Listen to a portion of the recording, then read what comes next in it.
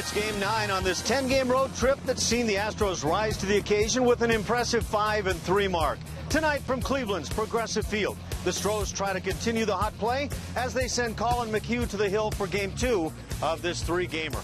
Hi, everybody. Alan Ashby, Jeff Blum with you. Julia Morales is not far away, and she'll be joining in just a little while. Whole lot going on. As you can see, a few of our friends hanging out with us here in downtown Cleveland. A lot going on down here tonight. Yeah, the winds of change here in Cleveland. Kevin Love, been a big NBA trade going to the Cavaliers. The Gladiators have a big arena football championship just across the way. And number 2 is going to be doing his business just down the street for the Cleveland Browns. Yes, I can only imagine. And Colin McHugh is going to go to the mound and do some big stuff, hopefully, for the Astros. He's been really good in recent starts, 4 consecutive games allowing just 1 run. Yeah, he's doing real good of late. After that All-Star break, putting up some fantastic numbers. Interesting to see that his losses are coming in bunches. He's got 3 losses in May and a little bit of a streak. And then recently in June and July, he had a 6-game losing streak. But managed to battle through it. His stuff's good enough to beat guys with that fastball up in the zone and look for that big hammer to put guys away late in the count. The Astros can lock down a winning road trip by beating the Tribe tonight. But Cleveland will be rocking for more reasons than one. Julia Morales sets up for a huge night in Northeast Ohio when we return. Houston Astros baseball on Comcast Sportsnet is presented by Jack in the Box. Right now at Jack in the Box, try Jack's new Spicy Chicken Club Combo for only $4.99 plus tax.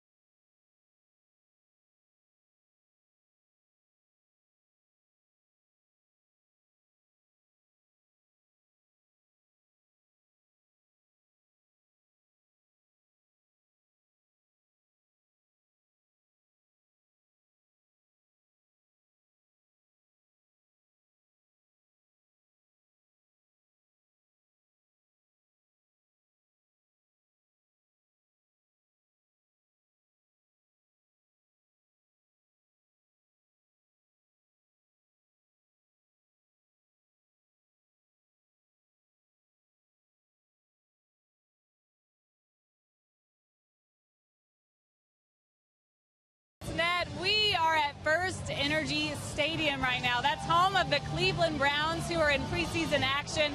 It's a great night to be a Cleveland sports fan, that is. So many major events going on tonight. They're expecting more than 100,000 people in the downtown area. It's crazy out here at this tailgate, too, as they're revving up for the regular season in just a couple of weeks.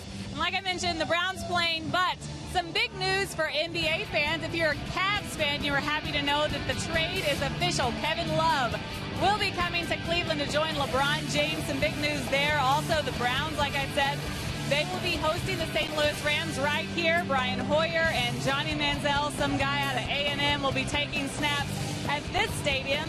Also, Cleveland might be celebrating their first championship tonight in more than 5 decades, or in 5 decades. That would be the Gladiators, the AFL championship going on at the Q. And then right across the street at Progressive Field, of course, the Astros in town visiting the Indians. Astros looking to take game 2 of that three-game set.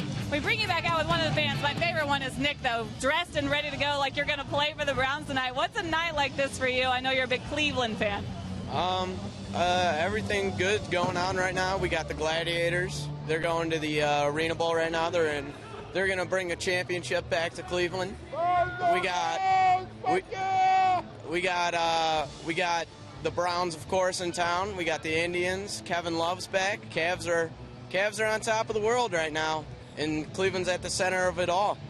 Awesome. You look great. Are all your phones charged? Everything's ready so you can keep up with all the things going on? Oh, absolutely. Awesome. Have a great time. This is great. Guys, I'm going to sit back to the booth, and I'm going to get over to the ballpark. All right, thanks a lot, Julia. She is just right down the street. It'll be just a very brief little jaunt for Julia back to Progressive Field here downtown Cleveland, where the Indians hang out and play, and they've played very well at home this year. The Indians have a terrific home edge on the opposition, 37-25, but the Astros came in last night and picked up a big W late in the ball game. Some shoddy defense by the Indians provided that opportunity for the Astros to go to 5-3 on this road trip. And this is what's been going on in the American League in the month of August. The Astros 11-9, but you can see the Kansas City Royals, who are now leading in the Central Division by 2.5 games over Detroit. They have been red hot, going 16-4 on the month. Seattle has played great baseball. They had a big come-from-behind victory, 5 runs in the 9th inning last night at Fenway Park to down the Boston Red Sox. And, of course, the Orioles, and they have extended their lead. It looks like the Orioles are going to run away and hide. They're 8 games in front of second place New York in that division in the East. The Angels continue to play good baseball despite losing one last night. They're a game in front of Oakland, and both of those clubs figure to easily get into postseason play, but a big battle to see who wins the Western Division. So here tonight, game 2 of this 3-game series. The Astros set to go, and a look at the Astros lineup presented by Jack in the Box. For Houston, it'll be Robbie Grossman in the top spot. He's in left field, followed by second baseman Jose Altuve and Chris Carter, the DH. Middle 3, center fielder Dexter Fowler, Jason Castro behind the plate, and at first base, Jesus Guzman.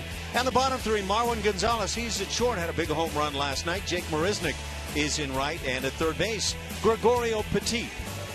Danny Salazar for these Cleveland Indians. Big right-hander going out there. Another firm thrower. We saw Carrasco last night throwing around 98 miles an hour in that first inning. Salazar is going to be around 94, 96 miles an hour, but you see that pretty good strikeout numbers. 67 2/3 innings pitched, 73 Ks in those.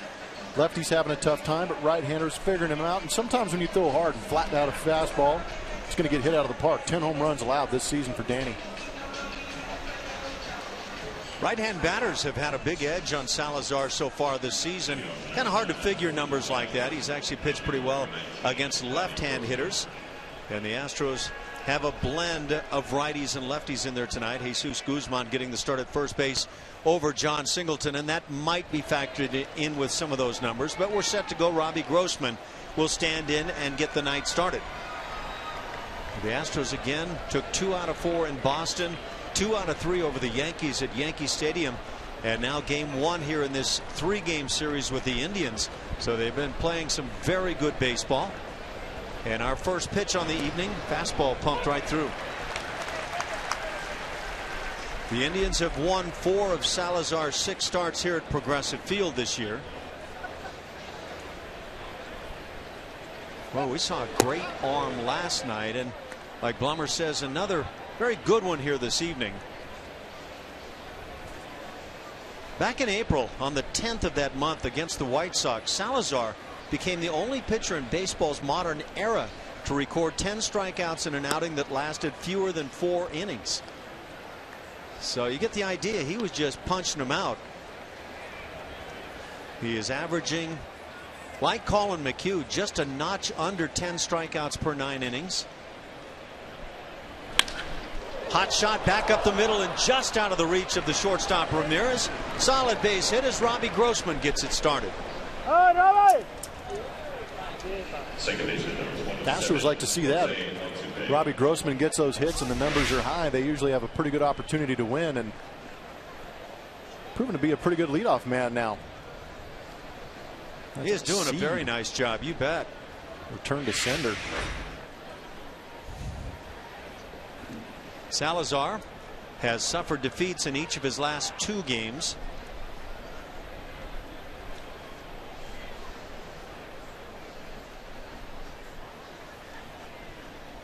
Jose Altuve has had a little bit of a quiet spell with the bat.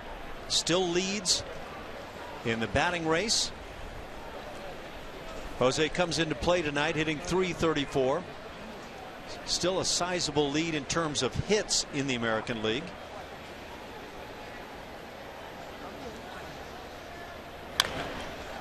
Pitch is pop foul. That'll find the seats on the right side.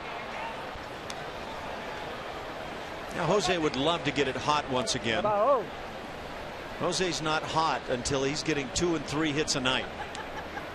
0 for his last 8. Very unusual for Jose. Just a .237 mark career against the Indians in 11 games. That running game for the Astros has slowed down a bit. Saw where Dexter Fowler was awarded a stolen base in that 9th inning last night. They gave it to him, huh? Apparently, at least in the box score that I took a look at. Huh. He had stopped.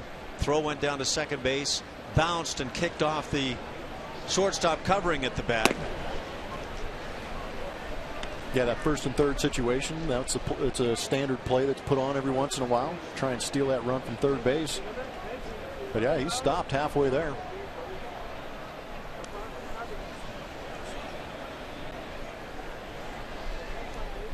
Robbie Grossman, a bit of a threat to run. Held on at first by Santana as Salazar brings it.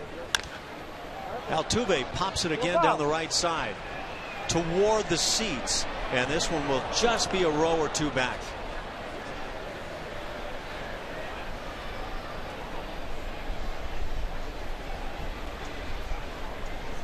Robinson Cano starts the night hitting .330, just 4 points back of Jose. Followed by Victor Martinez, who's had a whale of a season for Detroit. Adrian Beltre right in there at the same figure, .323. Altuve with 175 hits. 11 in front of second place Melky Cabrera. And now 3-2 the count. We'll see if that moves Robbie Grossman from first base. Good time to run. Altuve handles the bat well and likes to swing it. Usually makes contact. Robbie takes off, creates some extra holes in that infield. Blummer, how about the weather this time of year? This has been perfect. This whole road trip has been amazing. But for Cleveland, this is a great day. Grossman goes. The pitch hit in the air again down the right side and deeper this time down into the corner, and this just finds the seats. So Altuve stays alive. Altuve could create some issues up the middle and trying to figure out who's going to cover between the shortstop and second baseman. He sprays the ball so well all over the place. Altuve 33 doubles on his season. Miguel Cabrera leads the American League with 42 baggers.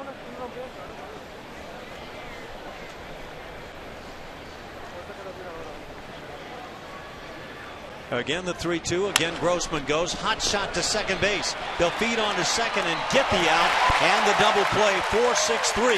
Kipnis, Ramirez, and Santana on a hot shot by Jose Altuve. So just like that, 2 outs here in the first inning. See Robbie Grossman off on the play.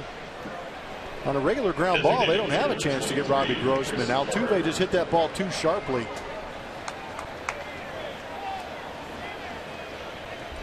Allowed them to turn that double play. So with the bases empty, it brings up Chris Carter. And Carter, of course, with a shot at winning the home run crown this year. He's 4 back of first place Nelson Cruz, who now has 34 to lead the American League, followed by Jose Abreu, 33 with the White Sox. David Ortiz has had a spurt. He has 30, like Chris Carter. Mike Trout closing in at 28. So some guys putting up very good years in the power department. Good swing by Chris. Shift on in the infield. Take a look around Progressive Field on this gorgeous evening. In the outfield, Michael Brantley, Michael Bourne, Chris Dickerson in right. Around the infield, Lonnie Chisenhall, Jose Ramirez, Jason Kipnis, Carlos Santana. Behind the plate again, Roberto Perez. 3-1 on Carter. Dexter Fowler waits on deck. Just a little bit of sunlight still hanging on the field.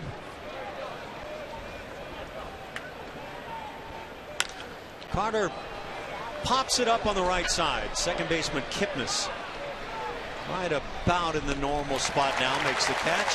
The Astros send just 3 to the plate despite the leadoff single by Grossman.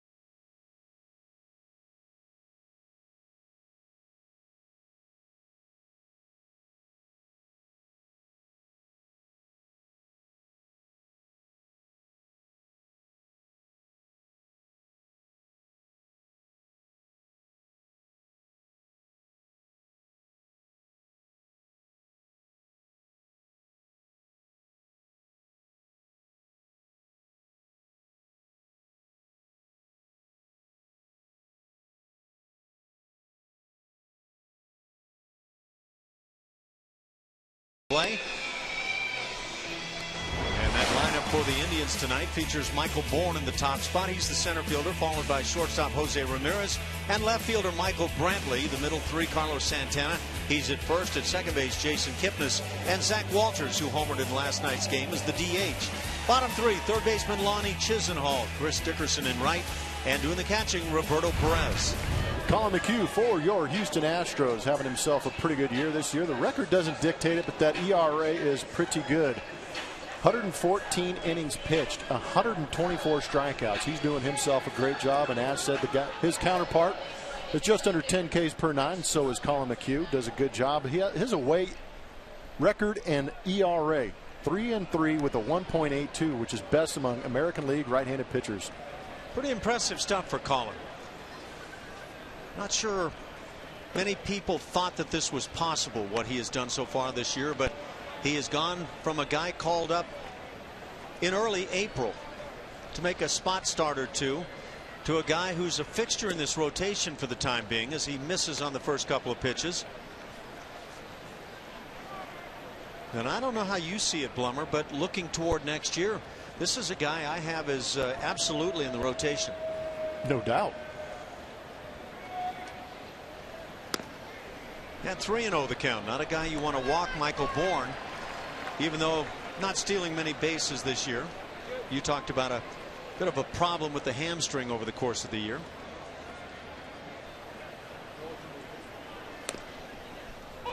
Maybe a little bit of a cutter to find the strike zone. And that's one of the things that's been said about Colin. When he struggles a bit, he'll turn to the cutter to be able to throw a strike. Well, his last outing, he went 6 in Boston, but he also walked 4 in that game when he picked up that win. Trying to bunt his way aboard on the 3-1. Bourne comes up empty. Well, I think he did that because Gregorio Petit, who's playing third base in place of Matt Dominguez tonight, was playing deeper on that 3-1 count, assuming the swing. Michael Bourne, a burner, lay it down, get an easy hit. Bourne fouls it on the left side. Well, we had the chance to kind of talk about it. A lot of stuff going on in downtown Cleveland here this evening, including, as you said, the Browns. And they'll pack them in, but they've got a crowd here this evening that might ultimately exceed what was in last night. It's a leadoff single for Michael Bourne as he shoots a 3-2 pitch through the right side. So he's aboard for Jose Ramirez. Take a look around the field for your Houston Astros. A little bit different setup today. Around the outfield, same guys out there though. Grossman in left, Fowler in center, Marisnik in right. Differences you're going to see are in the corners for the Houston Astros. Gregorio Petit at third base, Jesus Guzman picking up for John Singleton at first base, Margot and Altuve up the middle, and Jason Castro behind the plate. Nothing wrong with John Singleton, just a scheduled day off, even though he hit a big 3-run bomb last night. Hit himself out of the lineup. There you go. Start hitting oppo homers and maybe somebody starts thinking you're tired. Yikes. Apparently that hurt a bit.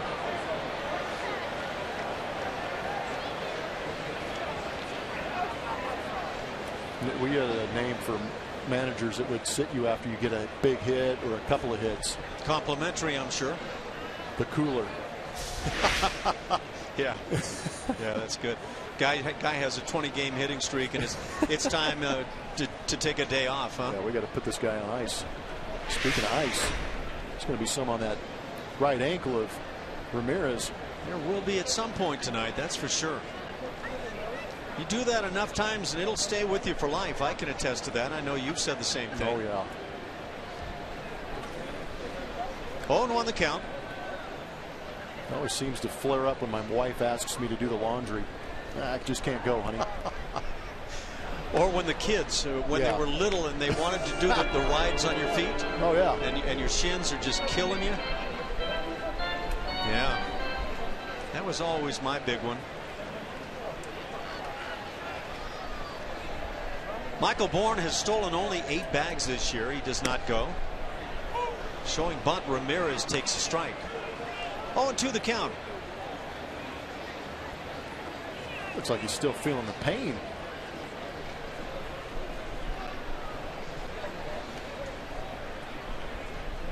One more game tomorrow afternoon. The Astros head back home. Jeff Blum will also head back home. Not on the same flight exactly. Colin not overly sharp here as he starts things. Are you going to head back to Houston first? No, I'm going to head back to California, but I have to finish off that homestand. Yeah, that's right. With that 2-game series against the Los Angeles Angels of Anaheim. Brett Oberholzer goes against Trevor Bauer tomorrow. Pitch hit in the air, center field. 73 miles an hour. McHugh took a lot off on that pitch and got the fly ball. Out number 1 here in the first inning.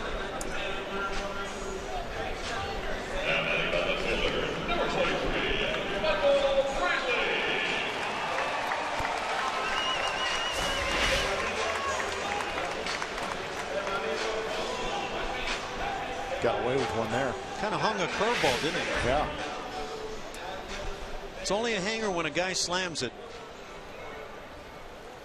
Of course, sometimes you'll see that curveball or slider with the catcher having the glove close to the ground, and it'll get crushed and it'll be called a hanger because it got hit hard. So it really comes down to what the hitter winds up doing.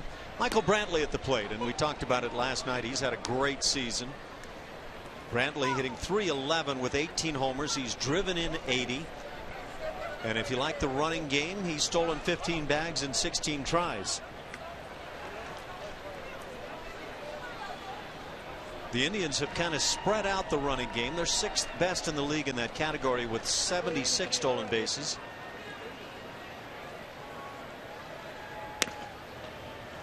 And a strike called. 0-2 the count.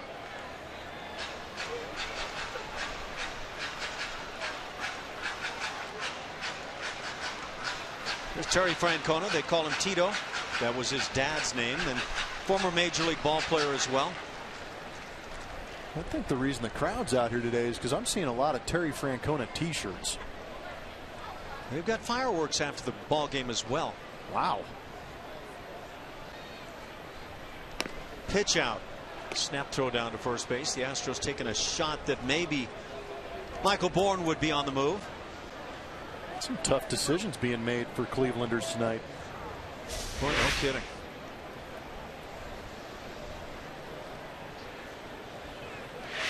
I mentioned last night that Michael Brantley, who's having such a big year, was that player to be named in a trade made between the Brewers and Indians back in 2008.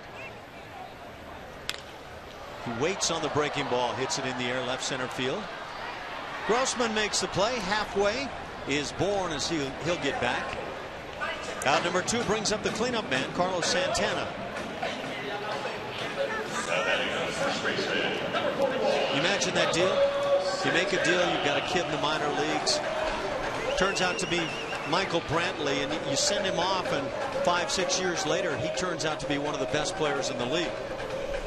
Give a lot of credit to the scouting, checking these kids out, take a chance on him, and then on the other hand, you go talk to the scout and said, why did you put this guy's name in the hat? On the other side. Yeah. Yep. Now sometimes it comes down to that team that's asking for him, says you can make this deal happen if you throw this guy in, and he's just an A-ball player maybe at the time, and you just have no idea. Then maybe they had a surplus of outfielders. Maybe. Santana hitting just .228, but plenty of pop. 21 homers. Shift on, 3 infielders on the right side. Altuve in shallow right field. Can we really say 3 infielders on the right side if Altuve's playing that deep? That's a fair question. Who do we check in with? The fan cave, maybe? They have the answer for us? They could.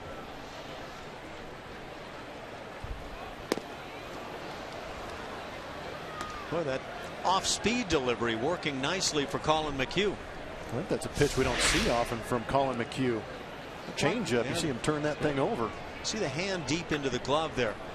And it's one of the things that hitters and coaches will watch for. Do you see something a little bit different when a pitcher grips one pitch versus another?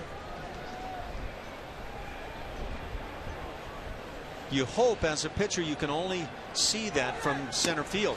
Runner goes, but strike 3 as Santana offers on the high heat, and that'll do it for the Tribe in the first inning.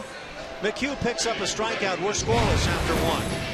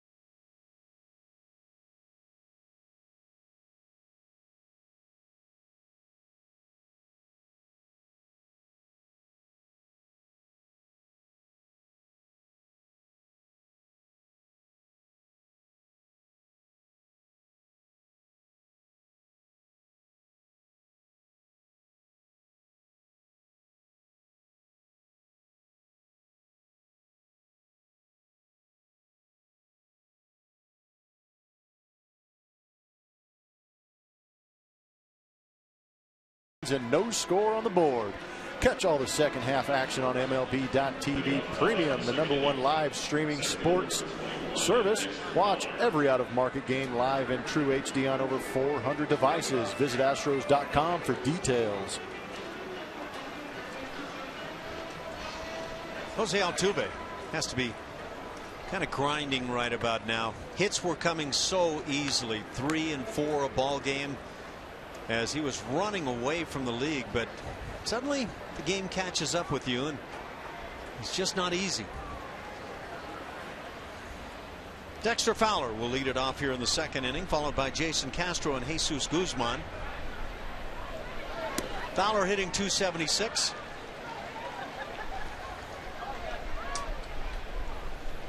Seven bombs on the year, 27 ribbies.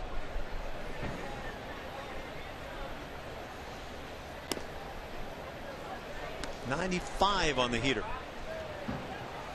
Talking to some of the guys here in Cleveland today, the suggestion that maybe the radar gun could be a notch high, and though you don't know, we've seen a lot of fastballs that have been mid-90s plus. Yeah, but some of the swings we're seeing too are kind of reinforce that 94-mile-an-hour pitch. That's true. So you start to maybe believe what you see in terms of the radar gun. And Fowler swings right through it again. First strikeout picked up now by Salazar. First out here in the second inning.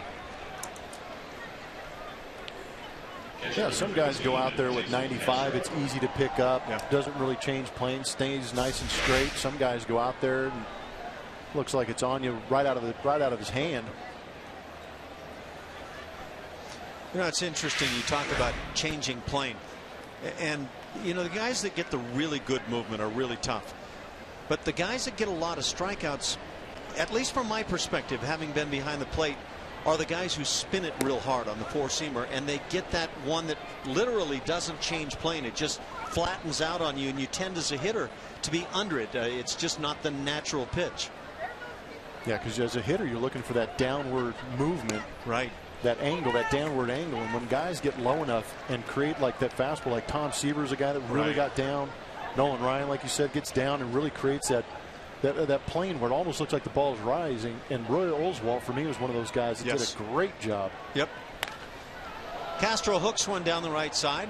1-2 the count for Jason. The batting average at .232, and that was kind of a, you know, a guy like Nolan Ryan.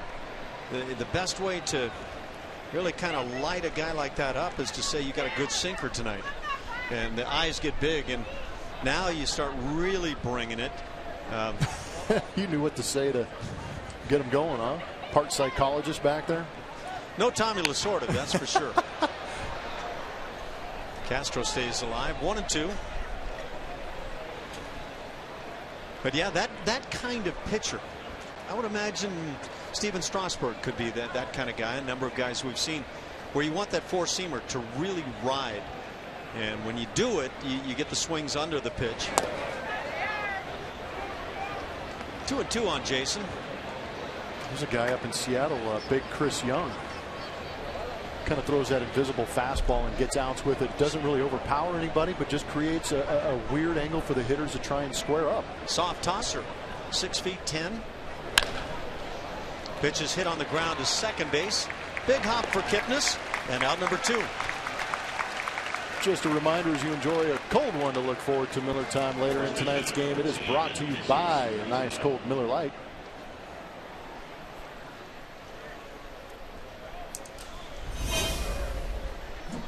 Brings up Jesus Guzman. Told you it was on the roster. Apparently you're right. August 1st was the last time he has played in a ball game for Houston. He went 1 for 2 against the Toronto Blue Jays on that day. He even drove in a run. Guzman back, gets the start at first base. John Singleton take the night off, and think about that game-winning home run for last night. Fly ball to right center field, fairly deep as Bourne goes back toward the track.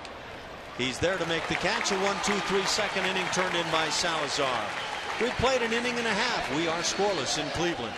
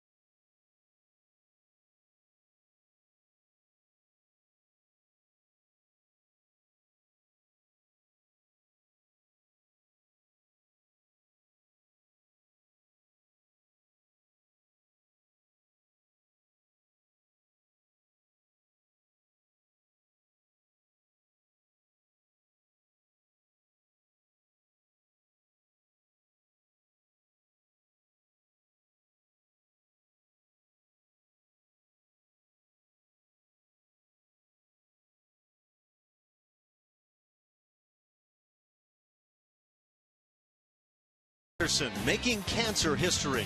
August 23rd, 2012, Colin McHugh makes his major league debut, that with the Mets at Citi Field, by pitching 7 shutout innings and striking out 9 Colorado Rockies. McHugh is only the 5th pitcher since 1900 to record 9 strikeouts while allowing no runs and 2 or fewer hits in his first major league game. Some rather impressive stuff, and Mom and Dad were highly pleased. Colin set to go here in the second and brings a strike. 5 hitters Jason Kipnis, followed by Zach Walters and Lonnie Chisenhall. 3 left-handed bats here for McHugh. Off speed and a little tapper back to the mound. Out number 1 in the second.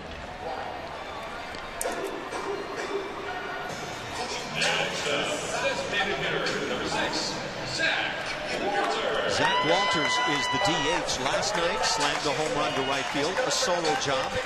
That's what he's been doing. 3 consecutive ball games with solo home runs now for Walters.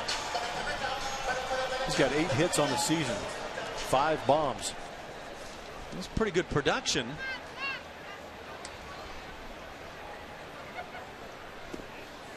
Curveball stays away. Hit a home run last night on the curveball. Yeah, in fact, that batting average just .222 for Walters. 5 home runs, 7 RBIs. That's kind of a rare figure.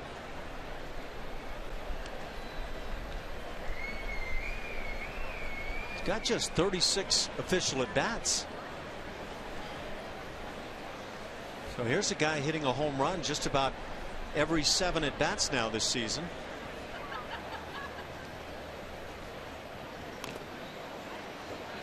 Nice little cutter down and in. Good placement too. 2-1 the count. But that seems to be the pitch that Colin McHugh can spot the best.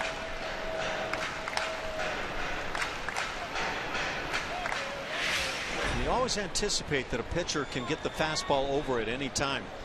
But there are times for Colin he just leaves it on his arm side. Changeup as he gets the ground ball to Altuve. Out number 2 on ground balls. And with 2 down, bases empty, Lonnie Chisenhall comes to the plate. Now to the plate is the third baseman, number 8, Lonnie Chisenhall. I think he's already thrown as many or more changeups than we saw in his last start. Might have something to do with the mostly left-handed lineup that Terry Francona's throwing out there. Everybody but the 9-hole hitter can hit left-handed. 3 switch hitters in Francona's lineup. There's a good fastball at 93.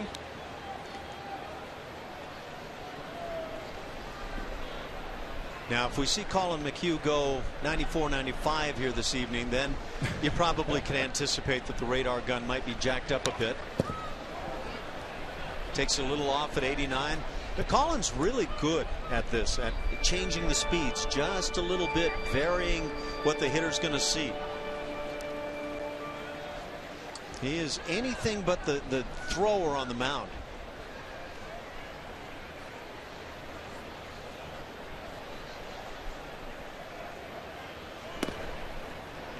There's 94. So Colin humps up, tries to get the strikeout on the high gas. Chisenhall, the number 7 hitter for the Tribe. And again, comes up with that fastball, but backs off to 90 miles an hour. Just don't see a lot of pitches back to back from Colin that are right at the same velocity. No, does a good job of mixing speeds, and he's one of the guys on this Astros staff that really listened to Brett Strom about pitching high in the strike zone. But and then it sets up that curveball right over the top. Maybe a foul tip. Apparently, it's being ruled that it was foul tipped and that it hit the dirt because Chisenhall is staying alive. Do-over. That's going to be tough to see. Boy, that sure looked like it hit the glove before anything else. Not a good angle. No argument from Jason Castro, though. That was a good looking hammer. right back to it on the line shot down the right field side. So Chisenhall learns a little something from the previous curveball, hangs this one out. 2-out single, hit number 2 for the Indians. Next up, for right fielder number 38,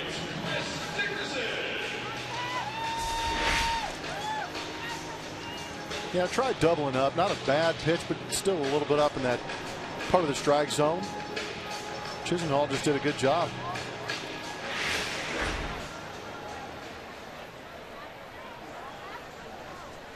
Brings up the left-hand hitting Chris Dickerson. He's the right fielder for the Tribe.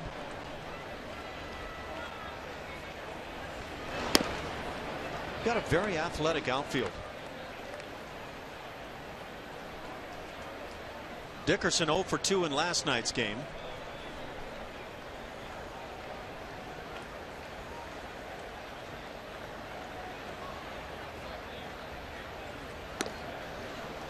There you go. There's McHugh coming up in the strike zone. And Brent Strom really does believe in that. Varying the heights of the different pitches.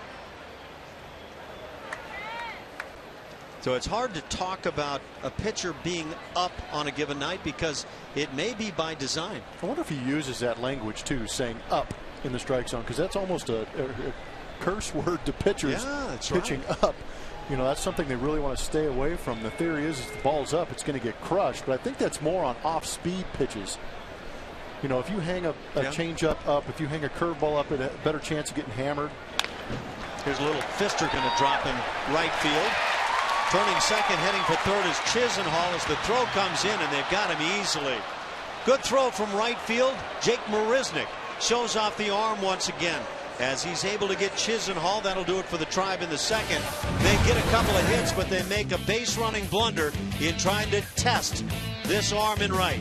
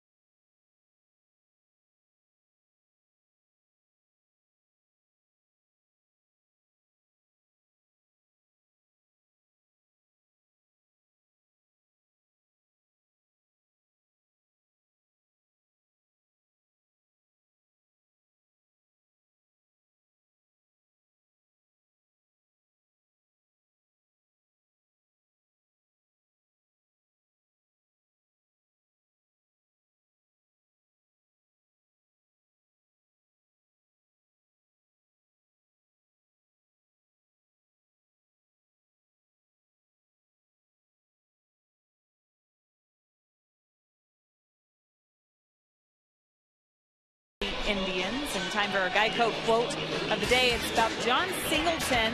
It is from him after last night's game-winning 3-run home run in the 9th. Every time I go up there, I try and hit a ball hard. Sometimes you don't do that. You still got to do your job. It's nice to know all the hard work is not wasted. Catching up with hitting coach John Maley about Singleton. The message has been constantly, don't overswing, don't try to do too much. And then here recently he noticed that Singleton has been pitched away a lot, and Singleton not using the entire field very much, and he wanted him to do more of that. And last night going the other way was definitely a good sign for this hitting coach, guys. It was a beautiful sign for all of us watching the ball game. There's no question about that. As Marwin Gonzalez leads off here in the 3rd inning. The Astros have had just 6 hitters through 2 innings, despite a leadoff single in the 1st inning by Robbie Grossman. That was followed by a double play. A hot shot hit by Jose Altuve to start that double play. But there's John Singleton. I don't know, is it easy when you get a night off, or do you pace yourself silly? Pace yourself silly. That's what I think too. especially after hitting a big bomb like that in a huge situation last night. But, you know, they say you're only as good as your last at bat. He was pretty good. Pretty darn good then. Marwin Gonzalez, Jake Marisnick, and Gregorio Petit here in the third inning. The Astros lead the major leagues in runs scored since the All-Star break. That's a pretty phenomenal stat. Just over 4.5 runs per game since the All-Star break. Pitch missed by a bit. He's trying to work the edges. Almost hit the edge of the plate. Of the grass.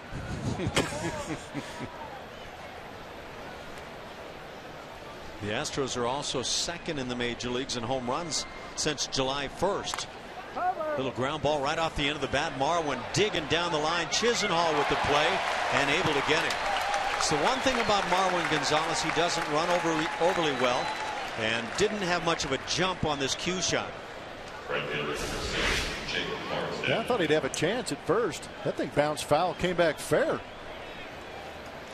Pretty good play by Chisenhall too. Marwin started kind of glancing back at the field like, I'm wondering if he had the feeling that maybe something was amiss there.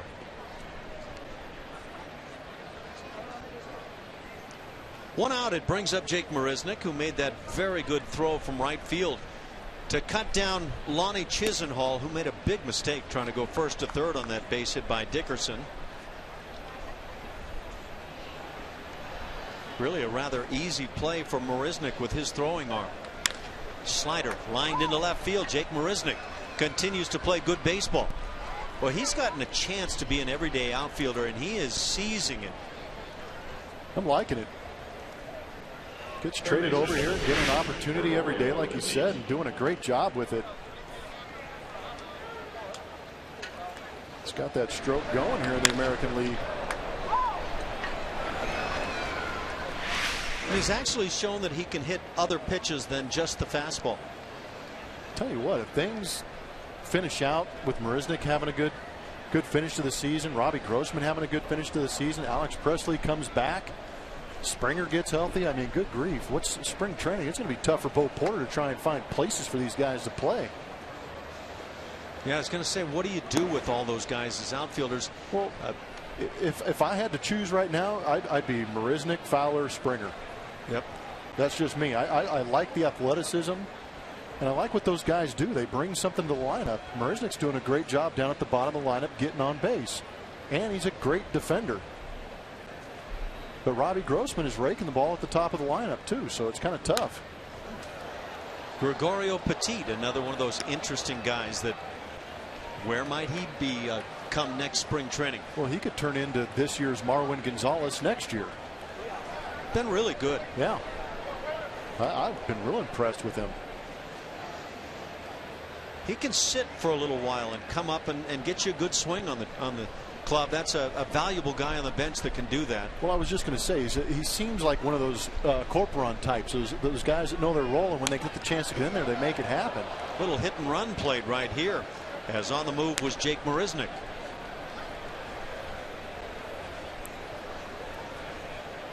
Yeah, there's a lot of value to that kind of a player. There are some guys who are backup players and they don't want to be backup players, and maybe at times create problems. But Carlos Corporon is just the ideal backup catcher, and when he gets the chance, he plays well, and that's who Petit seems to be. Marisnick does not go. Counted 2-2 on Petit. One bonus that Robbie Grossman has is hitting left-handed. Could turn into a platoon with Marisnick. With some great options out in that outfield. Petit, by the way, came on as a pinch runner late last night for Chris Carter. Second time he's done that in recent games, and he scored a run. Line drive is fouled down the right side.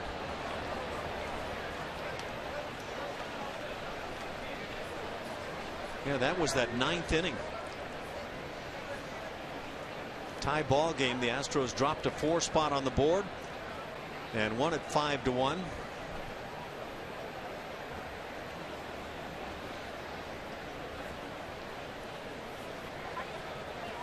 Just the third inning.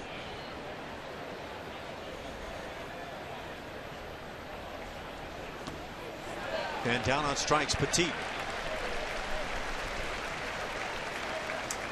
Bring the whole family out every Sunday home game this season for Family Sundays presented by Kroger with the Astros. Celebrate Family Sunday on August 31st when the Astros host the Rangers. For tickets, call 1-877-9-ASTROS or visit Astros.com. Robbie Grossman stands in. He scalded one up the middle for a base hit in the first.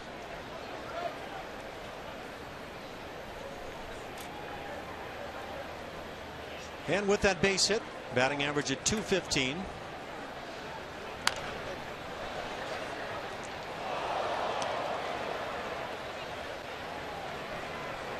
Good to see Robbie swinging the bat and aggressively going after it. 6 home runs on the year.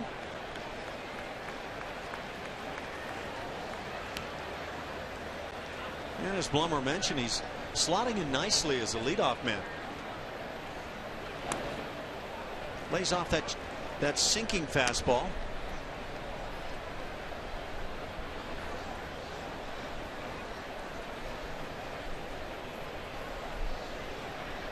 Robbie last night went 0 for 4 with a couple of strikeouts. But he had hit in 4 straight prior to last night's game.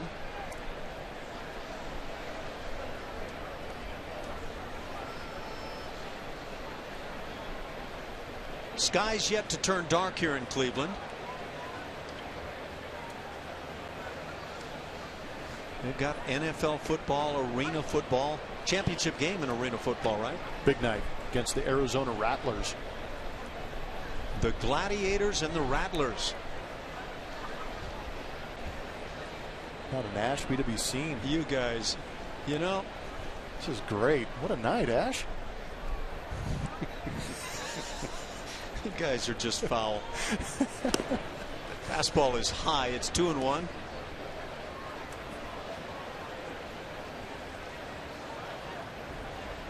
Who are you rooting for, the Rattlers or the Gladiators? I'm looking for my flag. I'm going to throw it on you. Right over there, right over that left field foul pole. I don't know. That's a tough matchup to root on, I think. You've been following arena football throughout the course of the season? No. Who's your MVP? Danny White. Longtime head coach of the Arizona club, right? I think so. I don't think he's doing that anymore, is he? I'm not sure. I doubt it. 3-1 the count now on Grossman. I have a cousin rather who's a good friend of Danny White, and I got a chance to play golf with him some years back in Arizona. That's kind of cool. I love watching him play football. Pretty solid quarterback who got a lot of heat. He was not Roger Staubach. Pretty hard stepping in and trying to be somebody for the fans.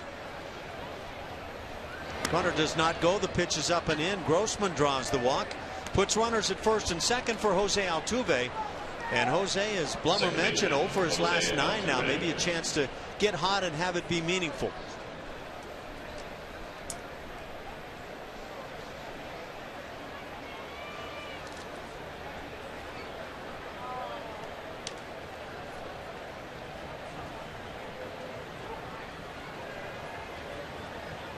Still hitting .333, and it's been quiet here recently.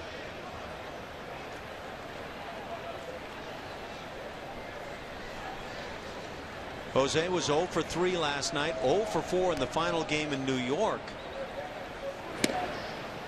Takes one on the outside black. I don't know, to my eye, there are some at bats that look a little cautious here recently. I don't know if that's accurate.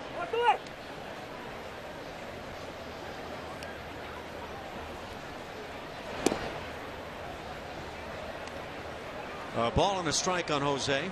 Does not look as comfortable. Almost looks as if he's pressing a little bit. He had a 4-hit game in the final game in Boston on this road trip. He went 4 for 5 in that game, drove in 4, was flying high. but managed only 1 hit in each of the first 2 games in New York, and then shut out in that final game. Hot shot through the right side. There it is, snapping an 0 for 9. Being waved to the plate is Marisnick. The throw gets on by, and now coming to the plate, Robbie Grossman. He will score. The Astros pick up a pair. It'll be an RBI single for Altuve, and then an error will be charged on the throw to the plate. But 2-0 Houston here in the 3rd inning. Well, it was all on Danny Salazar, that second run, not backing up home plate on that base hit to break up that 0 for 9 for Jose Altuve to right field. Fastball away, just go with it. It's a piece of cake for this guy. Marisnick on second base. Would have had to have been a perfect throw from Dickerson to get that play at home plate, but nowhere to be found as Danny Salazar backing up that play. And it's a shame if you're the right fielder and you make a throw that's on line and you get charged with the error. That's the case here as Dickerson gets the E. Into second base, Altuve. You do what you're supposed to do. You get the throw down a little bit too close as it lands to the catcher. Unreal. Pitcher. Kidding me? And you're told constantly, man, where are you supposed to be on this play? I know. But you become a spectator, or at least how? Yeah. Sorry. Well, no, you're right. I mean, it drives me nuts. Look, you as an infielder, you had assignments on every base hit as well. Man. And you couldn't just become a spectator. But for pitchers, it seems to be a challenge. Pitchers. Well, that's kind of the comment around the game. Somebody must have made a play. It's in Sparky's direction, but here you get a good look over the top. Right fielder, come watch the pitcher. He's going to cover first base, but immediately he should be coming towards home plate. On the mound in no man's land and pays the price for it. Another run tacked on by the Houston Astros for just lack of focus. Well, look, you can understand the step or two toward first base. He was anticipating maybe a play by Santana over there, and down on strikes is Carter, but then after that he just failed in his responsibilities. The Astros pick up a pair, 1 unearned in the 3rd inning, 2-zip Houston.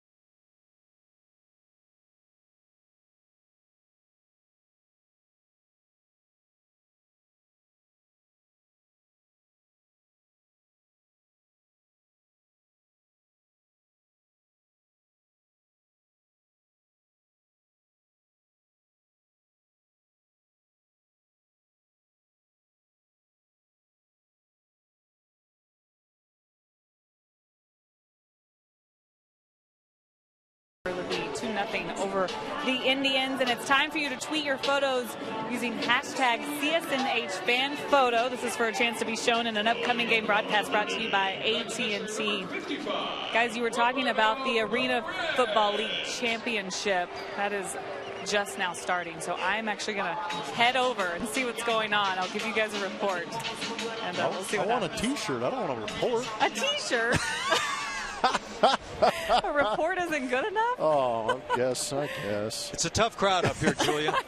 We're glad to see you back at the stadium, though, because you were down the street. Did you jog back, or did you catch yourself a ride? I caught a ride. Well, that's good. But I'll be back. Julia knows people around town. Ash, were you a huge Houston Thunder Bear fan? Bigger than you know. We're in the bottom of the third inning. Roberto Perez, the catcher, a 9-hitter, stands in with a 1-1 count. Thunder Bears. Yeah, Houston Thunder Bears. Really? Yeah, come on. I'll take that as that's a no. It's starting to get that way, isn't it? Who were the Thunder Bears? Enlighten me. They were the Arena League team. Oh, but they're not there anymore. I gather since you said were. Yeah. How about I think they play 18 or 20 games, and the starting quarterback for the Rattlers had 127 touchdown passes. Now that's what I call offense. Woo. Cincinnati graduate. Yes. I didn't know they played football. That's going to come back to haunt you, boy. Just kidding. Just kidding. 2-2 the count on Perez.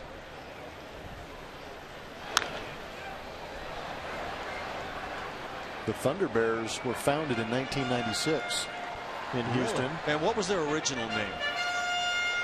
The Texas Terror. The Terror, yeah. And why did they change that name? Was there something wrong with that? I think terror had a negative connotation across the land, maybe. Okay. Yeah, that would be true. Curveball bends low. That's a good hook right there. It's a big hook. 3-2 the count now. Well, head to toe. When you get that big one, especially top going 12-6 like this, that's tough to command, and he does a good job with it. He does. It's always a tough pitch for umpires to call, I feel, too. Fastball grounded past the mound. To his left is Marwin to make the play. Out number 1 here in the third inning. Marwin did a nice job taking his time with the catcher Perez going down the line.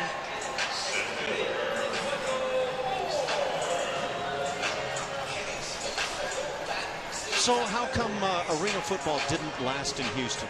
I'm not sure. It only lasted to 2001. I actually just got a tweet from Ed Bashinsky. He said terror equals 1 in 13 season. They were the Texas Terrible.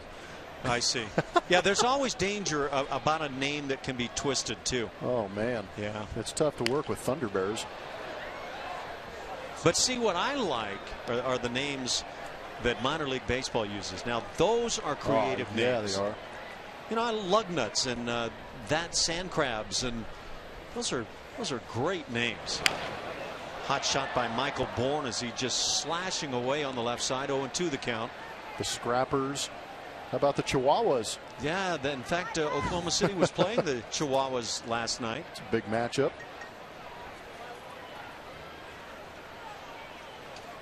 Sarah Eckert is getting in touch with me about the Thunder Bears. Let's see. Nice. Curveball grounded to second base. Altuve with the play, and the second out here in the third inning. Well, Ash catches up with some of his co-workers. We love high school football as much as you.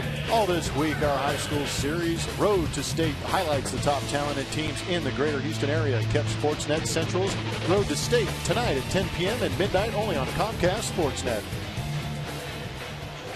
Sarah Eckert, one of our CSN comrades. Can you say that? Sure. Used to work for the company that owned the Thunder Bears. How about that? So we better not say anything wrong there. There's that little cutter in for a called strike. Jose Ramirez at the plate, fly to center field in the first inning. Thanks for staying in touch, Sarah. There's the changeup. Collins used it well.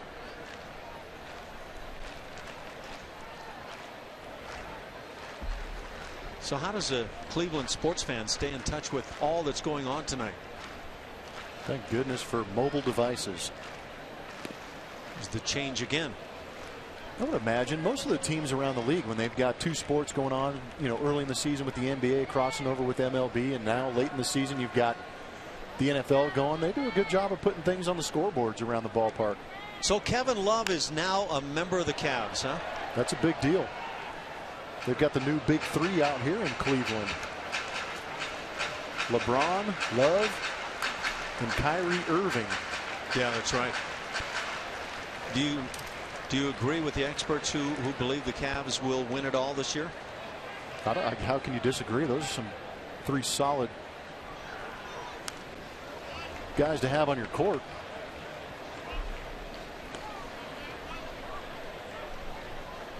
Yeah, the Rockets are really going to have to scratch and claw now after this offseason.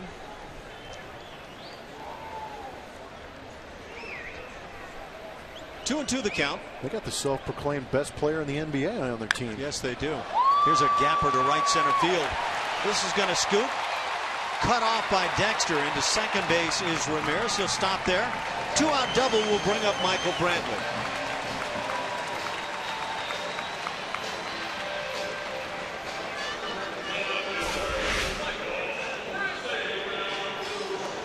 Ball right into that right center field gap.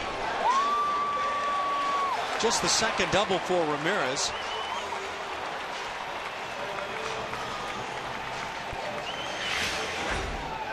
Hit number 4 for the Indians. The Astros got the big hit out of Jose Altuve in the third inning. That plated a run, and another run scored as Robbie Grossman challenged on that play, and E9 was charged. 2-0 Houston. Colin McHugh trying to keep it right here. First base open for Michael Brantley, who has head and shoulders been the best offensive player for the Tribe this year.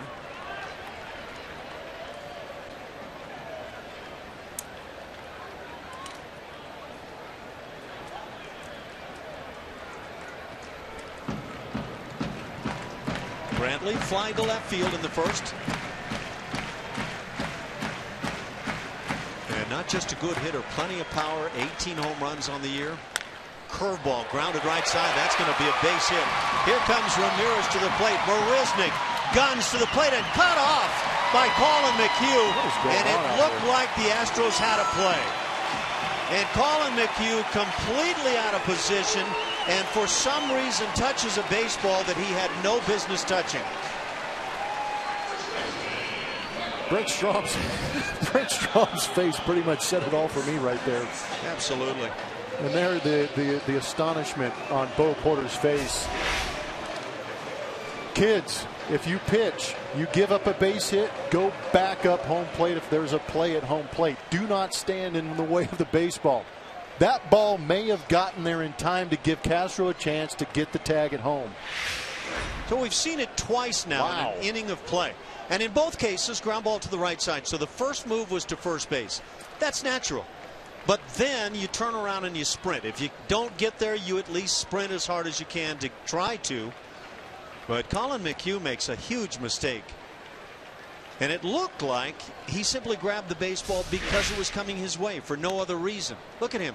He's not It caught him off guard. It's almost a... Look right there. Man. Right there says to me Castro's got a shot. Good grief. What happened on the slide there, kid? Hey, by the way, let's tack on to that Jake Marisnik is showing a very good throwing arm in the outfield. I think Ramirez was trying to... Ground ball into right field. Collins got a cover at the bag and unable to make the grab there on the throw by Altuve. And everybody is safe. Moving into third base is Brantley. And we'll see how this is ruled for Carlos Santana. We are seeing some bad baseball right now.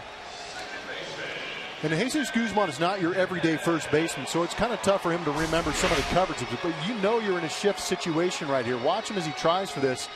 He didn't dive. He's got to realize that he's got to get back. And that's... Altuve's not going to be a quarterback in the NFL or the Arena Football League. This is a tough play for a second baseman to hit a pitcher on the move.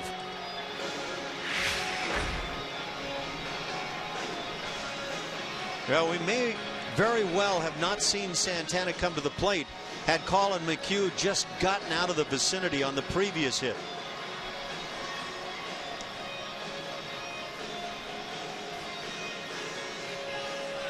So it's 2-1 Houston here in the third inning. Runners at first and third. Bo Porter trying to lay down the law with Pat Listash. And I think Pat understands the drill.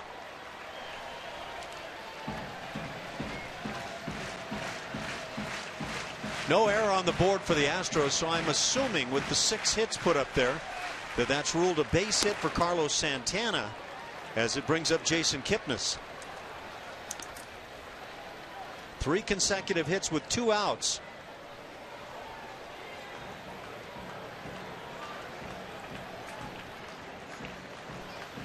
Yeah, with all the football going on in town here in Cleveland, Jose Altuve is not going to get a call to back up at quarterback, that's for sure. No, but the shortstop Ramirez for Cleveland, the way he tackled home plate was pretty impressive. Well, there has been some talk with quarterbacks that don't seem to know how to slide. So maybe a little teaching experience there.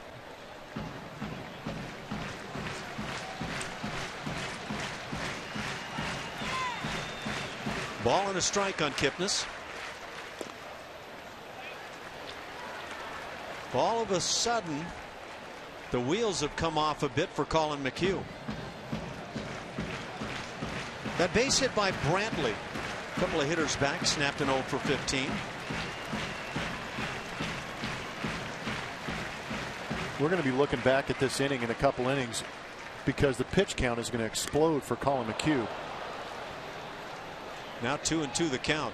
Yeah.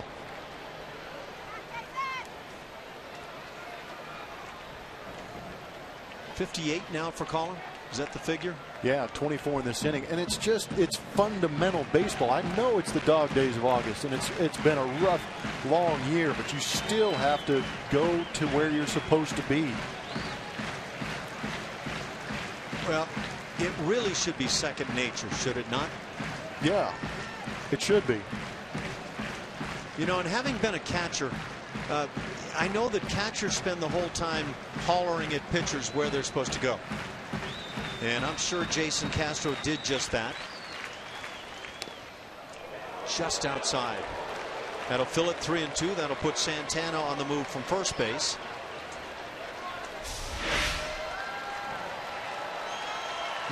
Good pitch, trying to grab that outside corner.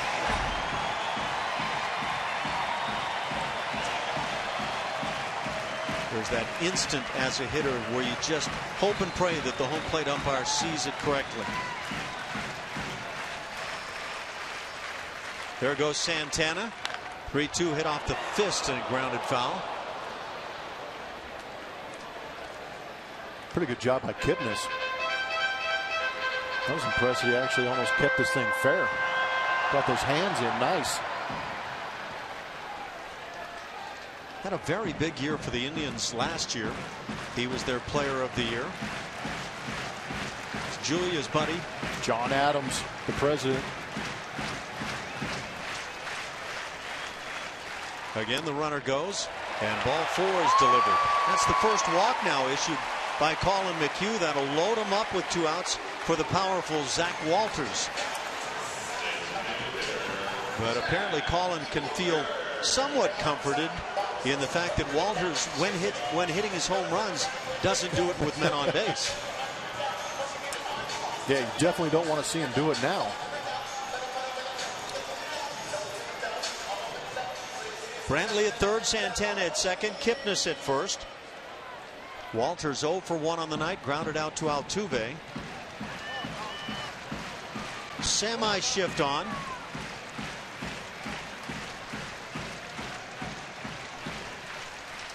And that first pitch comes with a pretty sizable cutter at 88 miles an hour. Good depth. That for me is a slider. That's a hard slider. Firm slider.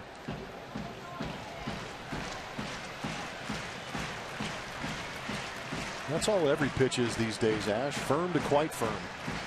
It's gotten that way. It's not that average 88 mile an hour sinker with a little bit of a slider. Especially when you're talking about some of the bullpens we've been watching. So true.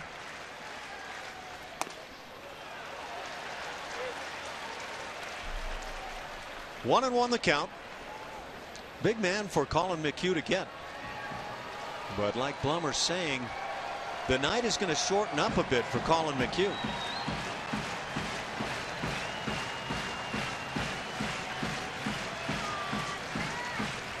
We set it up top. 4 consecutive starts coming in with just 1 run against him. He's matched that here tonight, but in a rather rough spot with a 2-1 count. And that Kipnis walk is the first walk he's had in 3 games. No, I take that back. He walked 4 last outing, didn't he? Last time out was the run. Yeah, that's my fault. Sorry. Oh, that's good.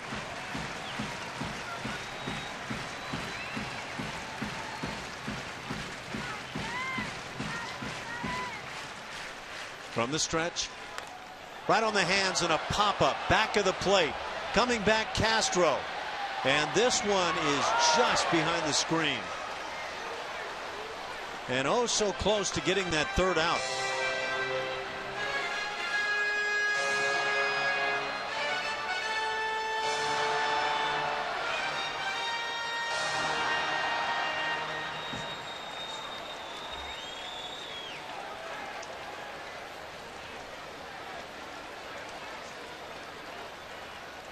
Well, it's been an intriguing 3rd inning.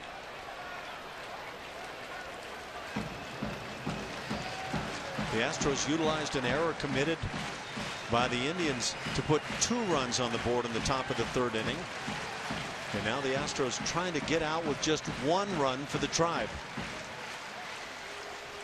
Yeah, the Astros have done a good job of capitalizing on some mistakes. You see the errors in the line score, but what you don't see is some of the base running blunders that the Indians have had in the last couple. Well, last night a couple, and tonight. Here's a little fister looped right to Marwin. He'll make the play. And so Colin McHugh stays right on the hands of Walters to eventually get him. The Indians put a run on the board. It's 2-1 Houston.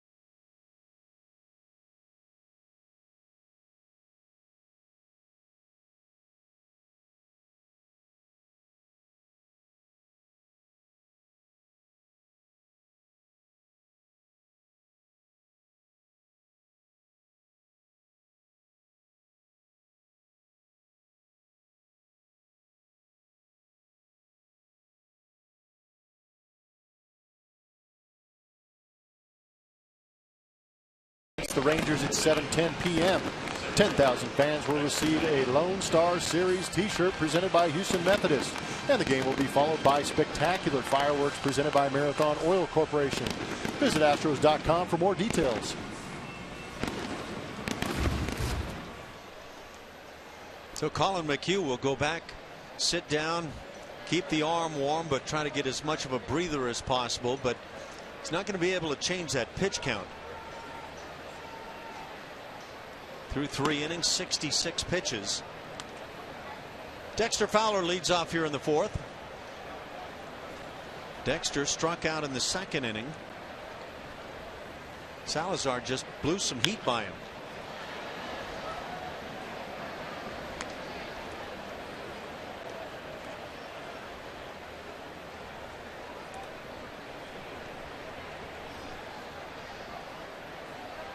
One ball and 1 strike.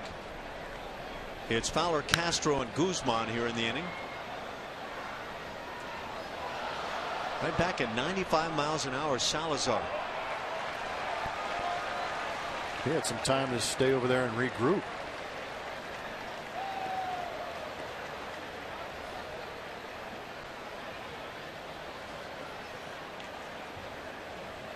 We saw Carlos Carrasco for the Indians last night, and what an arm. If you can believe the radar gun. I mean, he's bringing as a starter 97 and 99 stuff.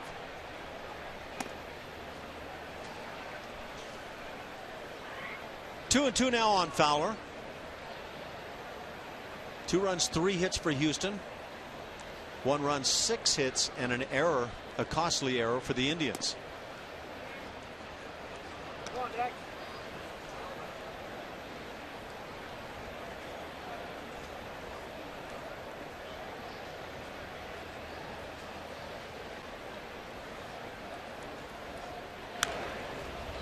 Fastball up again. That's what Dexter struck out on in the second inning.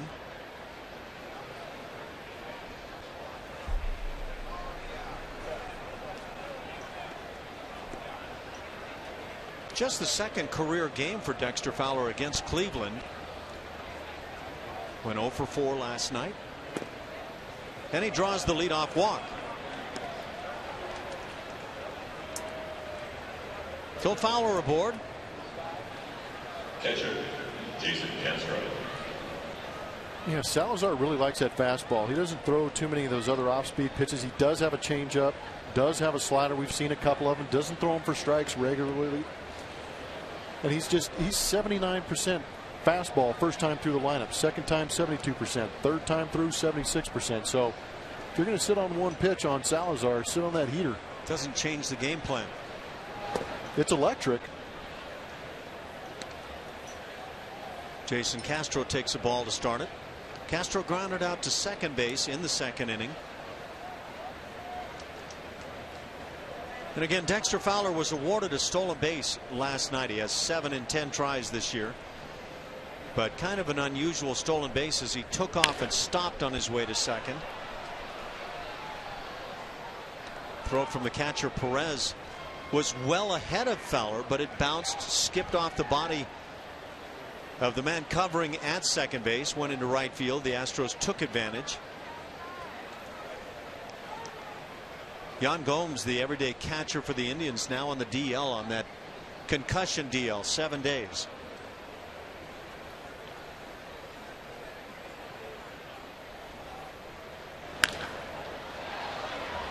One and 2 on Jason. Batting average at .231, 12 homers on the year. It has not been 2013 for Castro, but he's trying to bring the numbers along.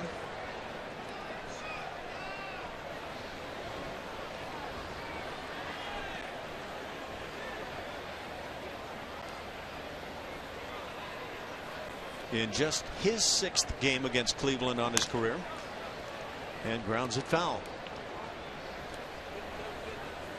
4 for 21 now lifetime against the Indians.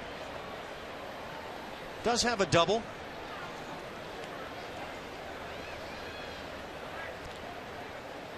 He's taken 0 for 3s in each of the last 2 games in which he's played.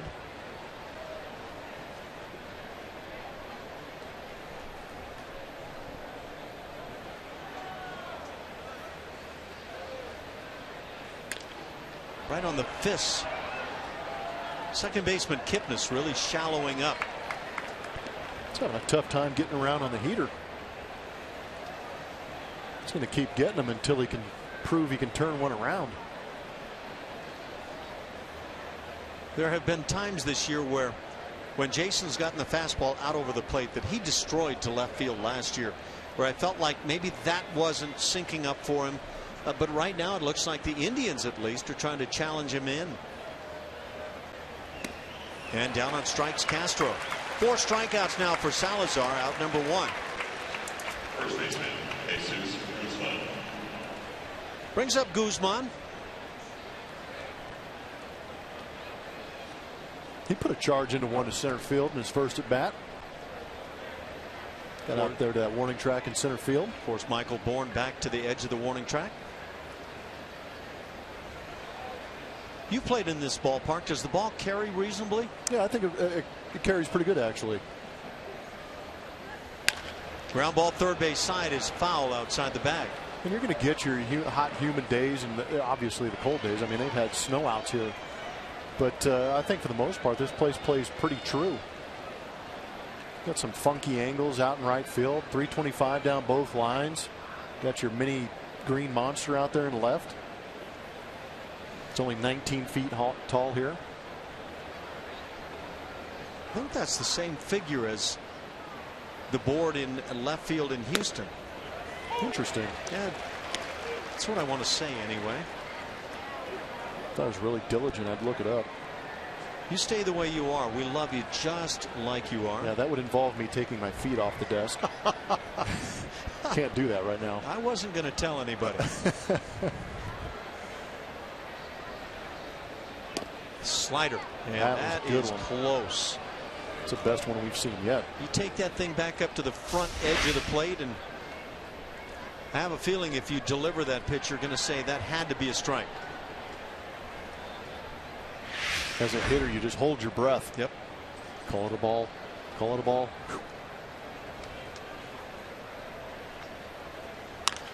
High fastball popped up on the left side. Foul territory for the third baseman Chisenhall. He'll make the catch. 2 down here in the 4th inning. Fowler still at first base after the leadoff walk as it brings up Marwin Gonzalez.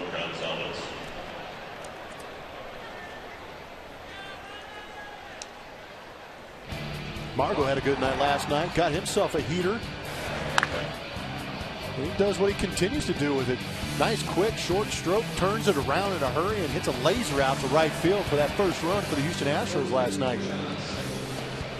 So Marwin continues to play well, and he's played a very good shortstop. Yes. I might add to it. Is he the everyday shortstop now? If he finishes the season 265, 7 or 8 home runs, and continues to play solid defense, making every routine play and every once in a while making a great play for me, yeah, I think he's earned it. I would agree. He's made 5 errors on the season at shortstop. Wow. In 52 games started. This is his 53rd. That's a good number. Yep. That's a really good number. Shortstops can really build up some errors. It's just a tough position. Well, you're getting a lot more opportunities playing up the middle than you are playing corner positions. Ground ball to second base. Kipnis takes his time, gets the out at first. That'll do it for Houston in the 4th inning. They get the leadoff walk and strand him. Houston leads it.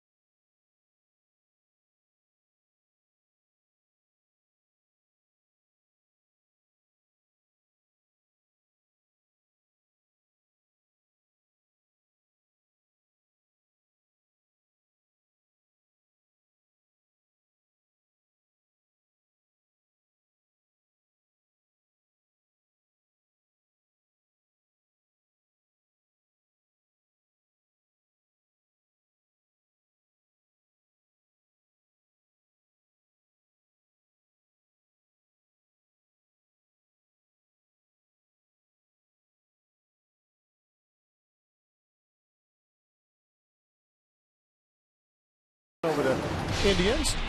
Here's our minor league report brought to you by your local Honda dealers as we look at some potential September call-up candidates. I like that guy on the left, right-handed pitcher Nick Tropiano, 8-5 record. That's a fantastic ERA at 3.12 down there in the Pacific Coast League, which is a hitter's league. And then you've got Ronald Torreyes doing a good job, 306 average, 46 RBIs. Not too bad for the second baseman. And outfielder Preston Tucker, 7th round pick just in 2012. That's pretty good. Yeah, those 7 home runs for Tucker, that's not his entire season. Yeah. That's just what he's done in AAA, because I believe he had 17 That's the total now, 10 at Corpus. So that's a pretty good season. That's saying something right there. Okay. To the bottom of the 4th inning we go. That was a ball. Lonnie Chisenhall gets the benefit of that call. He'd be followed by Chris Dickerson and Roberto Perez. There's been some close pitches called balls here recently. Both pitchers too. It's not going one way or the other, but that first pitch to Chisenhall looked real nice. Mark Ripperger is the home plate umpire. Now 3-0 the count. So McHugh trying to find the inside edge, not getting the call. Chisenhall had a base hit in the 2nd.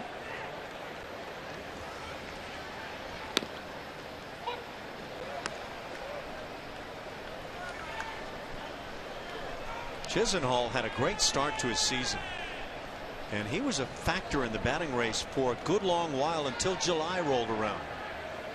And then it's just cratered on Chisenhall.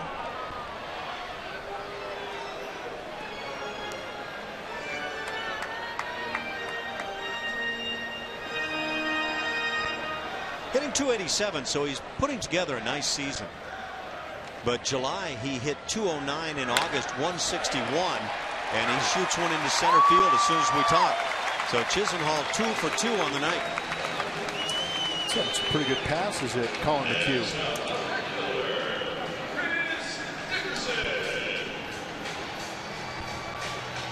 Just a fastball down the middle, 3-2 count, shoots it back up the middle, but leadoff man is on. Chisenhall not a big threat to run. He's stolen a couple bags in 3 tries. Brings up the right fielder Chris Dickerson. He also had a base hit in the 2nd inning. It was the Dickerson hit that left Chisenhall from second base trying to score. Jake Marisnick taught him a lesson, or rather trying to go to third base from first. Marisnick with a perfect one-hop throw into third base to get him, and easily.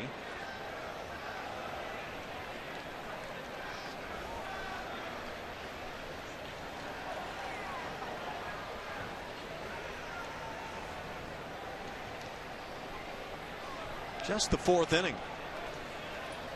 Game has moved along rather slowly here this evening. Of course, anything would seem a bit slow after that Dallas Keuchel matchup in New York in the final game. 2 hours and 7 minutes. They just teased us with that one. That was very nice for a getaway day, although it surprised some folks that were needed to help that move along.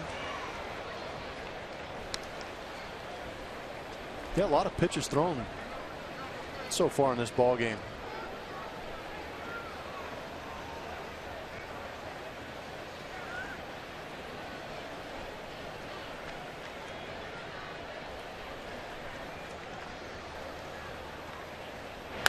Curveball, that's drilled into right field.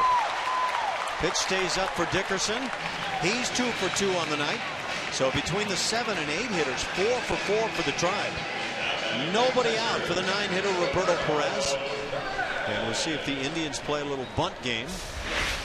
Breaking ball really not that crisp. We've seen some big breaking balls from Colin McHugh, but nothing that really goes out there and says, wow, that's a sharp breaking ball off the table to get some punch outs like we normally see from Colin. Some of these are little rollers just kind of tumbling in there into barrels. Brent Strom comes out to the mound, maybe talking about that a bit. Yeah, the strikeout totals have started to diminish a little bit for Colin. He was steadily over the 10 per 9 inning rate over the course of this season. That has just over the last start or so gone just under the 10 mark.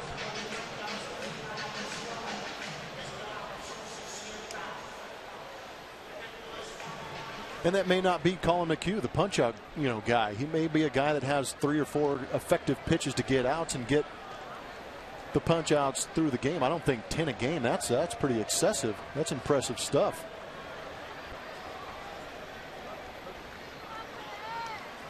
Well, he's been a rather astounding pitcher for much of the season. Of course, he's had that blister issue and the avulsion. Quite frankly, I'm not sure how one varies from the other.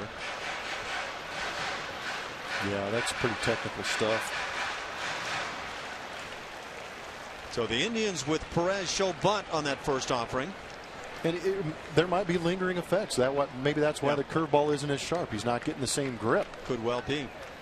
Corners draw in, and in a big way, and now Colin McHugh can't find the strike zone. And this is one of those scenarios where, as a pitcher, they're trying to give you an out. It may not be the way you want it, but you've got to be able to throw strikes.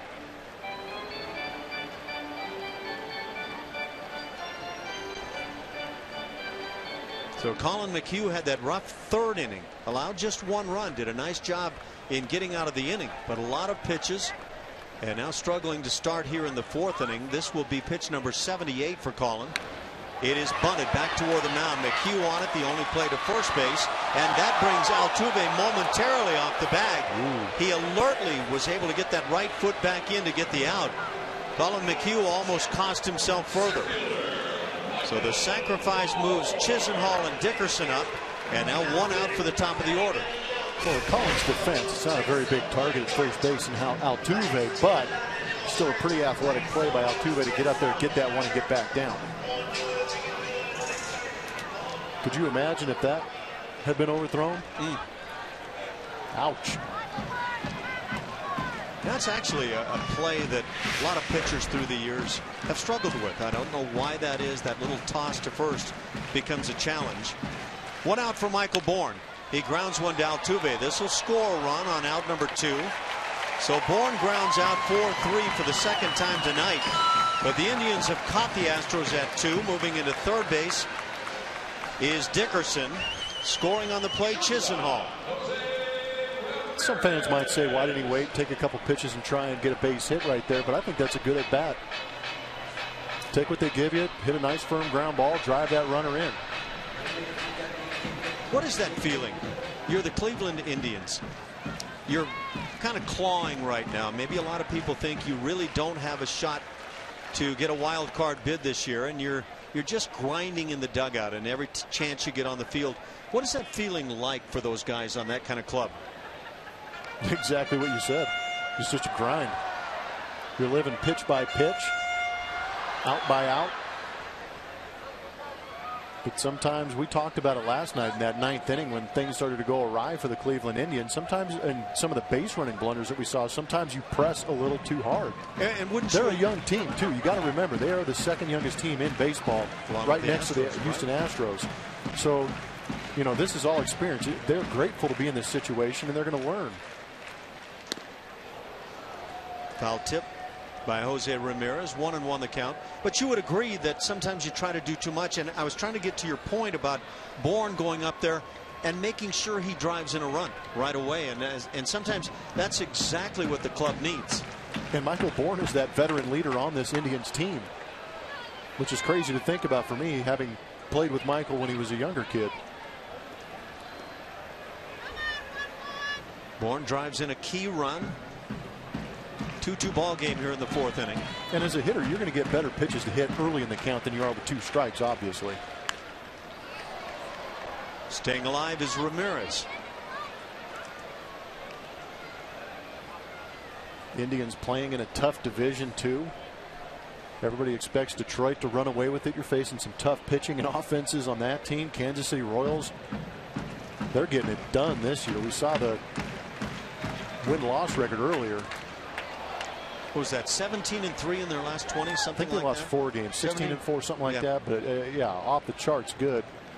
But the White Sox, I mean, they've got a pretty good offense. The pitching maybe hasn't been there for them all year. But if you've got to face the Royals and the Tigers 19 times apiece, woo.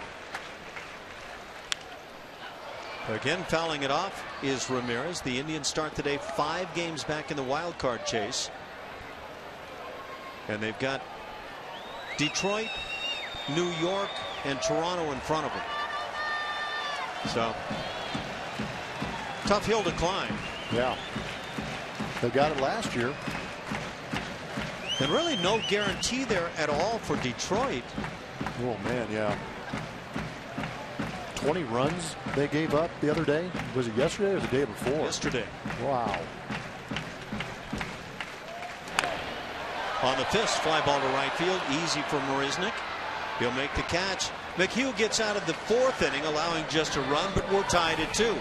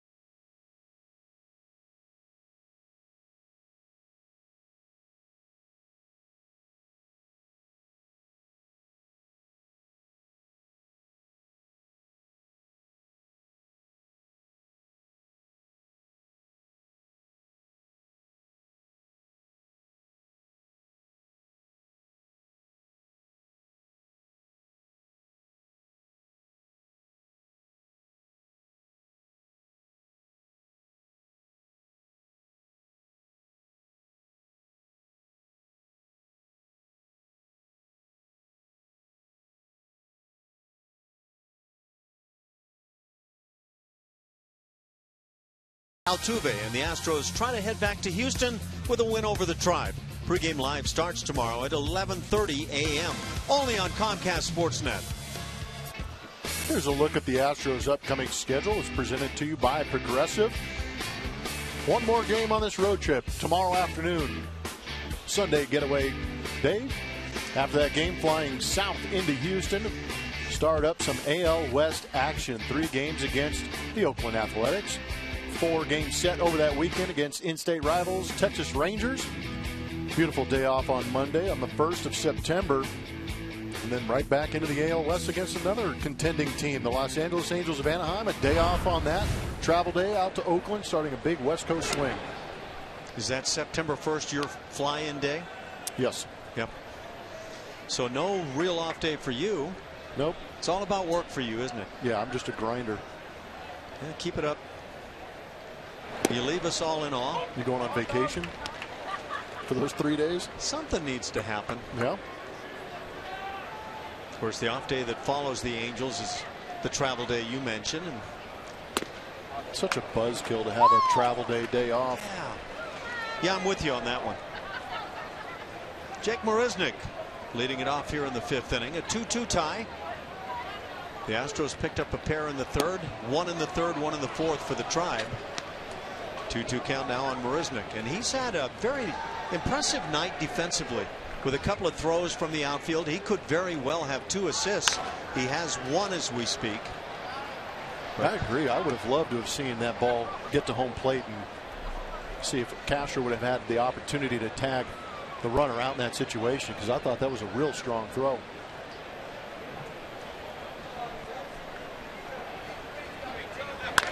Jake hits it sharply, but to second base. Kipnis is there. Out number 1. Now let's take a look at that play. And yeah, there's just no way around it. Colin McHugh makes a huge mistake. I don't understand how you get caught there, but look where the runner is and where it is when McHugh catches it. Right there. Now that ball's going to, as it has already hit, it skips and it's in Castro's glove in a heartbeat.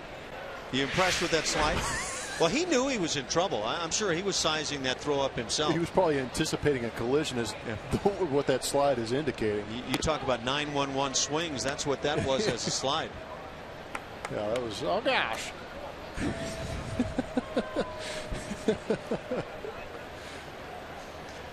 And you actually hear that sound down on the field sometimes, too. Have you heard that as a catcher? Some guy come barreling in and just, oh gosh. Well, what's funny is some of the swings where guys will get tied up with a pitch one way or the other, and just hideous sounds will come out on the swing. Ground ball to 3rd, a big hop Chisenhall with the play. Throws low, but handled by Santana. 2 outs on ground balls here in the 5th inning. Back to the top with Robbie Grossman. Yeah, being a catcher, you're privy to some kind of unique interaction between players and umpires and all kinds of fun stuff going on back there. And then there were the golden days of Mike Scott and others on a great Houston pitching staff, and some of the swings that were had at that time. And you probably got questioned quite a bit, like, what in the heck was that? Oh, I didn't get questioned. I got accused. They just straight threw you under the bus. Huh? That's not nice. I thought Ray Knight was going to take the barrel of the bat to my head when, in fact, he told me he was going to. So wow, that was on notice.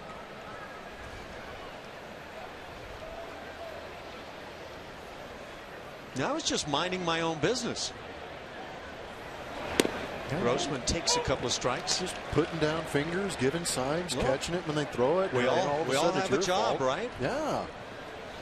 You're just an enabler. Yeah, I've been told that. And it carries on to this day. That is so true. Oh, man. Get some opposing announcers come in here. What, 20, 30 years later, you're still being accused. Down on strikes, Robbie Grossman. That's 5 now for Salazar. A 1-2-3 5th inning. 2-2 tie.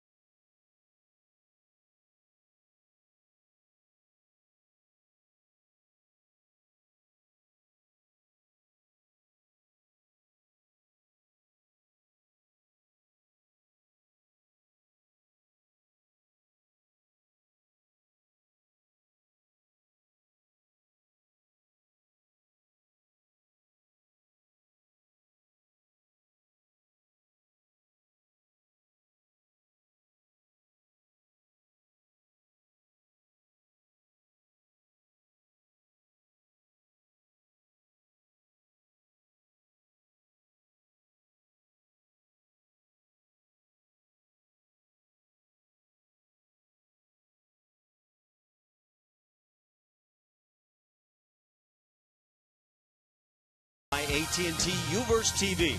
Find out what's possible with AT&T. Call 1-800-PIC-ATT, mobilizing your world.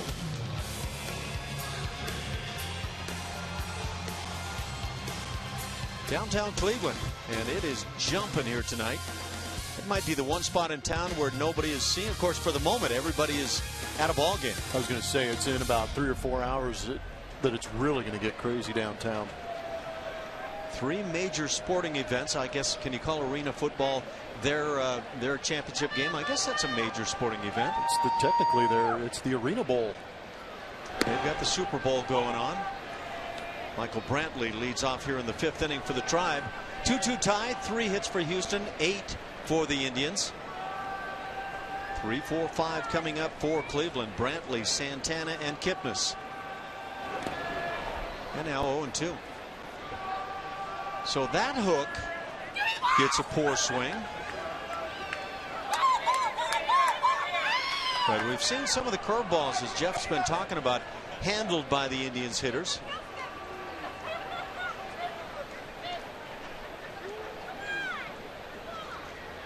Colin McHugh, a winner each of his last 2 starts. Comes right up the ladder with the Heat. And we mention it again because it's so impressive. 4 consecutive starts dating back to August 1st. in which Colin McHugh has allowed just 1 run in each one of those games.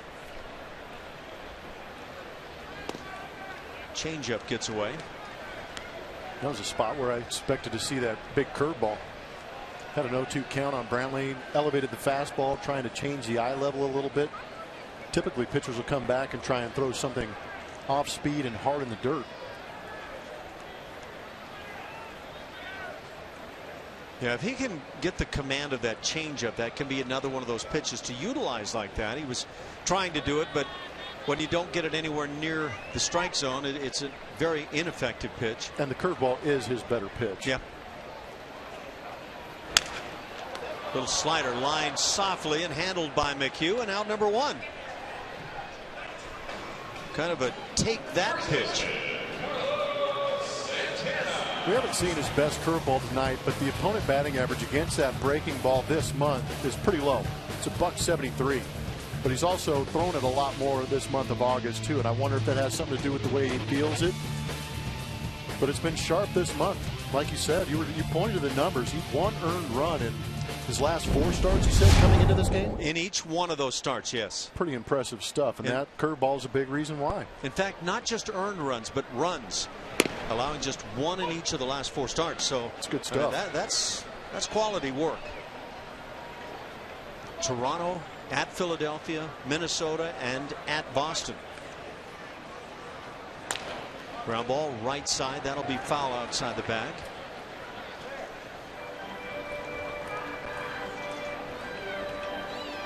Collins starting to get ahead here in this inning. Yeah, guys that are effective with breaking balls. Matt Garza's always had a very good slider. That number 2 guy's okay too. Yes, he is. My goodness, some big names on there. Yeah, I didn't. I don't know if I would have guessed Garrett Richards, but we love his stuff overall. Colin McHugh 7th on that list.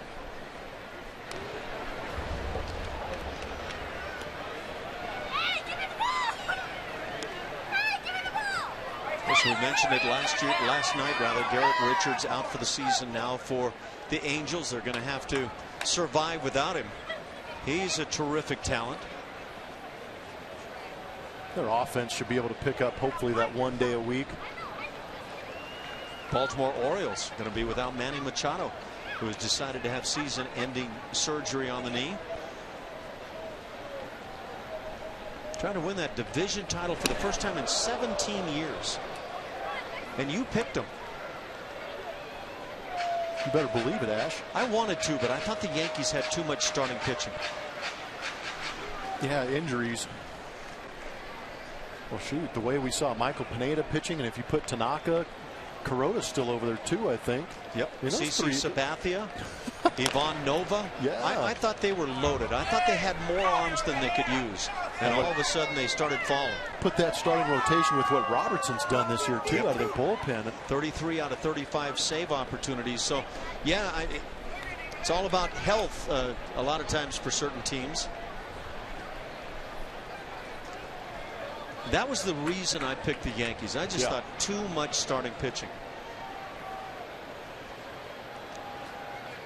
Left-hander Kevin Chapman now gets loose in the Astros pen for Colin McHugh. I believe that's 96 pitches. Can't quite see it.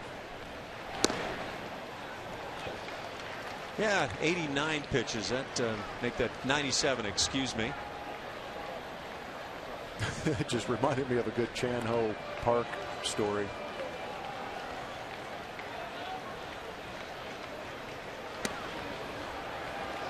Now 3-2 the count as soon as I say he's throwing strikes. Chan-Ho had a game in Arlington. He was pitching and kind of laboring through the game, and he gets into the 5th, 6th inning and throws a pitch. He looks up, it says 91. Throws another pitch, he looks up, it says 92. Throws a couple off-speed pitches. 93, 94. No, throws a couple off-speed pitches, doesn't look. Looks up again and walks the guy, and the pitching coach comes out to get a look back at this strikeout. That's pitching up in that strike zone, getting a good swing and miss on that little bit of a cut piece from Colin McHugh. And the pitching coach comes out and goes, You're scuffling a little bit. You look like you're losing some velocity, and you look fatigued. And Chan-Ho looks up and goes, "What are you talking about? I'm getting a mile an hour on each pitch. I'm throwing harder and harder with each pitch." And the pitching coach goes, "Chan-Ho, that's your pitch count." Pitch count, yeah. How was his English? It was actually pretty good. He was a great teammate in the clubhouse. I played with him in San Diego, and he had a great sense of humor about him. Complete competitor on the field. Workout junkie. I mean, he had that lower half. I mean, he was a quadzilla type guy. He was great. You saw the strikeout of Carlos Santana, just the second strikeout on the night recorded by Colin McHugh, and both on Santana. And now 3-0 on Kipnis. Yeah, the command has definitely been lost in this inning. Certainly eluding. Colin would love to get through at least 5 innings, but it looks now like 5 innings will be all he can possibly get through. And I'm going to bring it up because I said I was, but that 3rd inning, yep, is a little bit taxing on him. Well, pitch count wise, it's really done him in. Yep.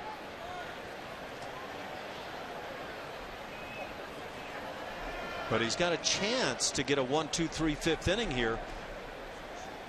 But that command is just not there for Colin. And yet, you've probably played with that guy that even when he had a really bad night, he just clearly didn't have his best stuff, doesn't allow many runs on the board. That's kind of what Colin has become. And that's a great thing.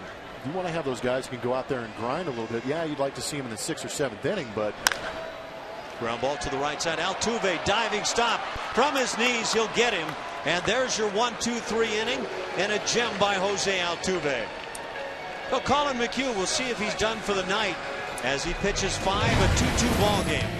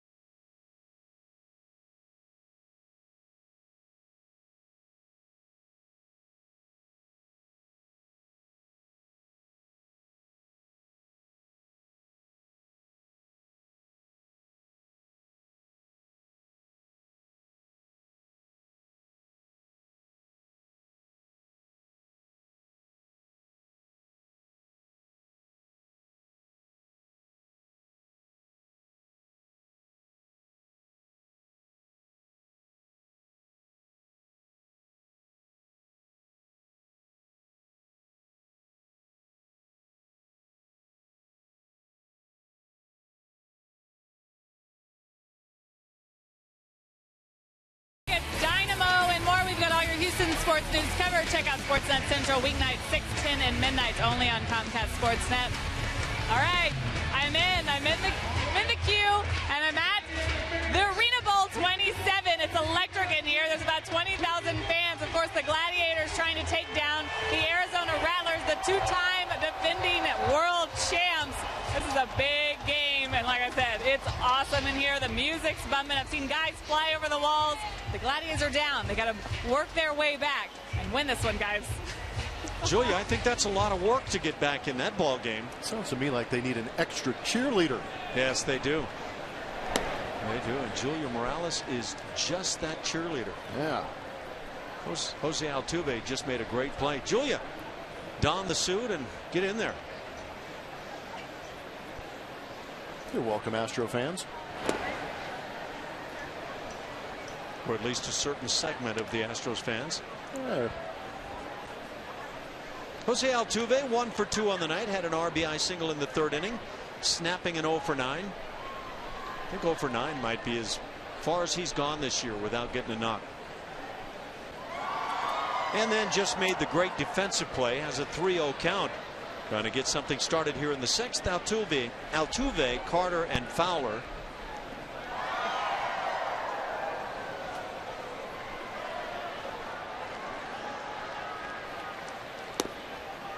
And a strike at the bottom of the knees.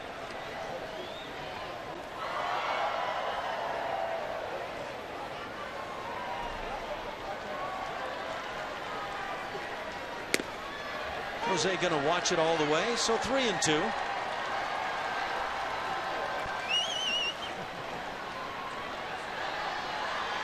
Salazar is still bringing the heat. This is his 90th pitch. Shot to center field. Back with room is Bourne. And so after falling behind, Salazar comes back to get the out of Altuve, and out number 1.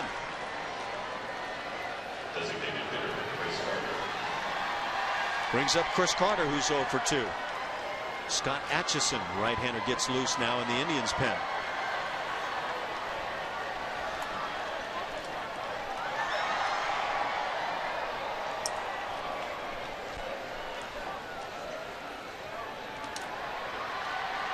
The Indians about hit the Astros 8-3. Carter with the shift on takes a strike. Chris has popped out and struck out. And hitting one of those patches where he's scuffling a bit. Quickly the count at 0-2 on Chris. The Astros have as many hits right now as they did in the entire game last night. They scored 5 runs last night. Isn't that amazing? Of course, last night they took advantage of some shoddy defense in the 9th inning, but they took advantage as Carter breaks his bat and gets a new piece of wood. That one big swing from John Singleton. Opposite field, just kind of reaching out on the fastball up and away. And I saw him in the lobby today, and I was messing with him, man. I went up and pushed him, and I said, all you got to do is just touch it like that and hit a ball out the other way. He started kind of chuckling. I said, that's not funny, man. He didn't give you one of those? Yeah, I told him it wasn't funny. I go, that's not normal. Chris Carter strikes out for the 2nd time tonight. Yeah, it's starting to happen to Chris. This is 5 consecutive games with strikeouts, and it's kind of been a countdown leading up to the 2 strikeouts tonight. He struck out 4 times in game 1 in New York, 3 the next night, 2 the following game, and 1 last night, but now 2 tonight. So where he was starting to make that steady contact, you hope it's just a little brief patch now for Carter. 2 outs for Fowler.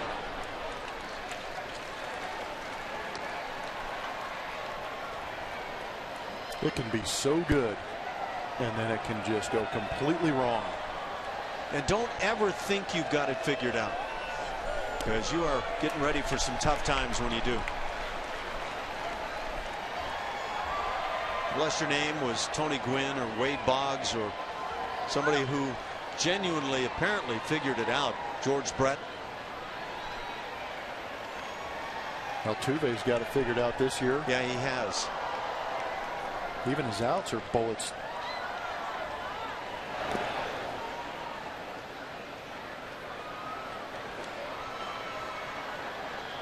Yeah, that little guy in stature has been a very big man all year long. And he's had a lot of people chasing him, trying to get even near in terms of the hits and that batting average. Jason Castro waiting on deck.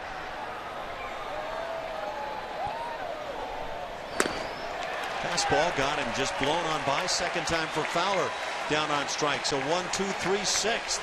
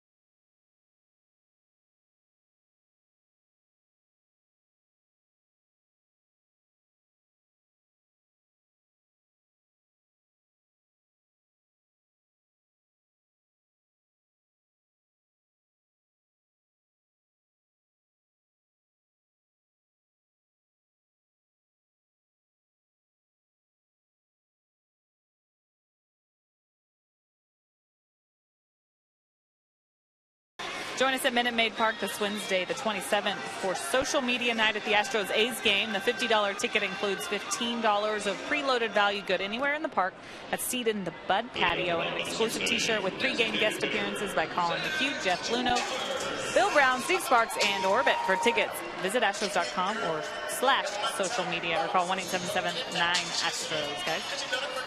Hey, Julia, you've been having fun? Just a little bit. Yeah, you've been all over the place. No. This is apparently the sports capital of the world, I think. Feels like it tonight. Wow. Everything's very close, though. That's what makes it so cool around here. Well, they've got a lot of people in here for this Indians game. Very nice. Zach Walters, the DH, leads off 0 for 2. He's got a little streak going, 3 consecutive games with a solo home run. Meanwhile, hitting just .211.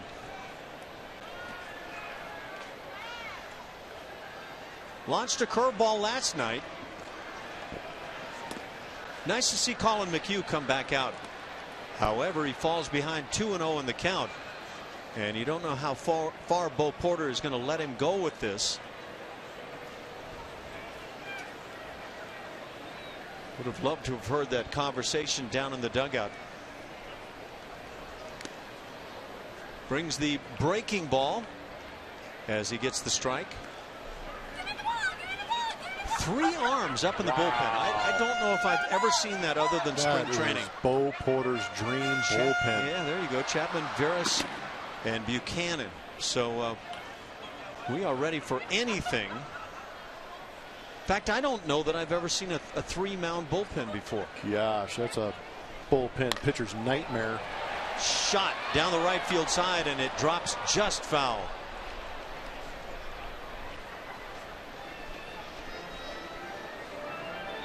Three bullpen catchers. I'm surprised they didn't call you. Yeah, that would have been a quick no. Who do we have? Who are the? That's a little excessive. Or is it just 2 at a time and one guy has to jump back and forth? I don't think they have a third bullpen catcher. I don't think so either. Get the gear on, Bjornsson. Let's go. Wow. Where's Stretch Suba? We're getting toward the end of the spring, are we not? Curveball is popped up. So Colin, after falling behind 2-0, comes back, gets his leadoff man Walters out number 1 here in the 6th inning. This is a great September bullpen, isn't it? Looks like it.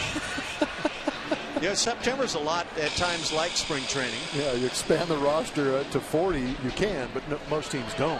Batting practice sometimes can start about 2 o'clock in the afternoon to get everybody so in. true. Yeah. Oh, there we go. Bo Porter out to the mound, and now we're going to turn to that bullpen. Do we have anybody loose? You got 3 options. What do you do? Well, eeny, meeny, miny, mo. It is Kevin Chapman, the left-hander. He'll come on with left-handed bats due up in a 2-2 tie.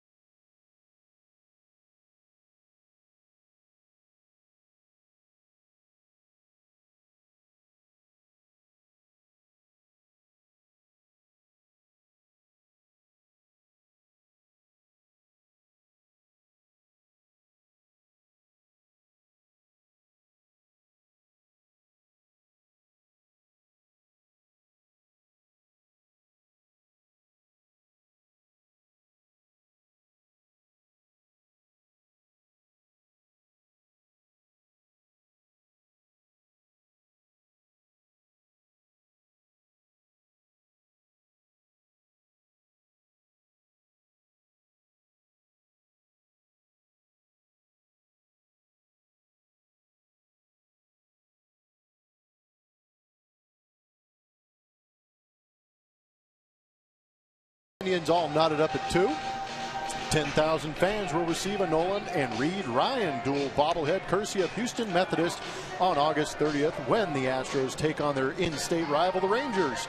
Visit Astros.com for more details and come early to get your Nolan and Reed Ryan bobblehead. How come it's not Reed and Nolan Ryan bobblehead? Dad gets top billing?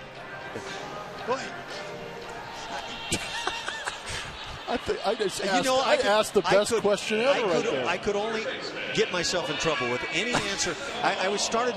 You know how you start, you've got an answer figured out, and then as soon as it starts to come out, you just shut it down. You're just best not to say it. Kevin Chapman on for the Houston Astros, left-handed pitcher. We saw him last night. Got that ERA under 10. Wow. 10 earned runs allowed in 9 2/3 innings. First pitch is high. And again, that big key for Kevin is making sure to throw strikes, not walking the first guy.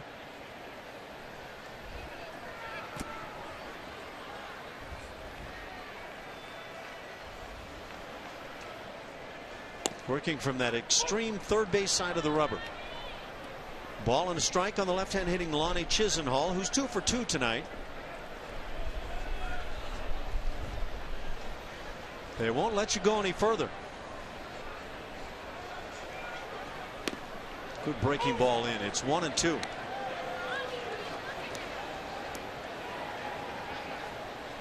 Imagine that pitch thrown from the extreme first base side of the rubber. Yeah, it's got to be a comfort thing. That's a good slider from Chapman. But that's the one adjustment we've seen since he's been back, is being over on that third base side. Breaking ball is yanked way foul. And if I were guessing, I would take that stab of a guess at the fastball. From the first base side of the rubber, he misses on his arm side. Yep, that's a good call.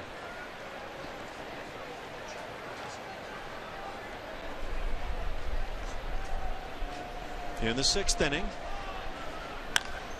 breaking ball popped up. Petit into foul territory. He'll make the catch. 2 down here in the 6th. Brings up right fielder Chris Dickerson, who also is 2 for 2 on the night. Now batting right fielder, Chris Dickerson. Well, if Kevin Chapman can start coming in, especially when facing left-hand hitters and throwing strikes, that's going to be a huge step forward.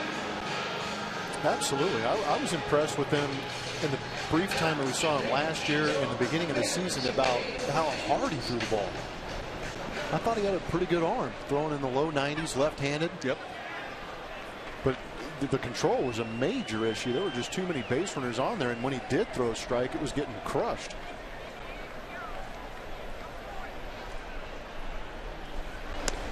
Starts him with the breaking ball, just loops it through. And nothing wrong with that. That first pitch breaking ball, you can just about loop it through the heart of the plate. The vast number of major league hitters guessing fastball on the first pitch or taking all the way.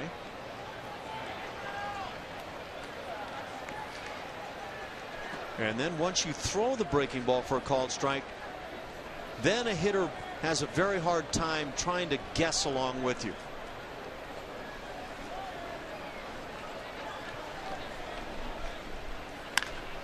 Ground ball right side. Altuve is there and gets the out at first base. Colin McHugh and Kevin Chapman team up for a 1-2-3-6. Congratulations.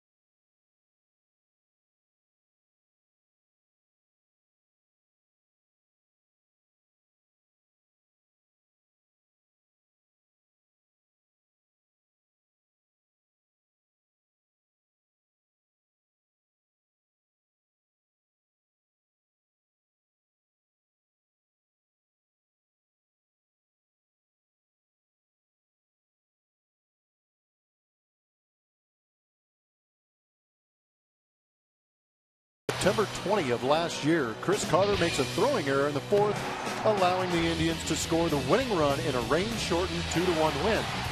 Last night in the ninth, it was Carlos Santana making a wild throw from first. Then Roberto Perez makes a wild throw that brings in Carter with the go-ahead run.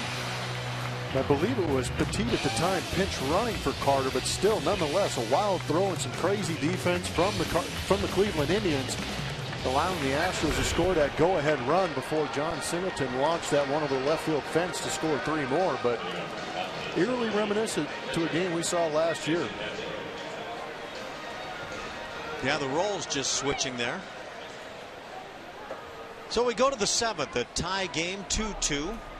Your right-hander comes on to work it for the Indians. Scott Atchison. He'll face Jason Castro, Jesus Guzman's spot, and Marwin Gonzalez.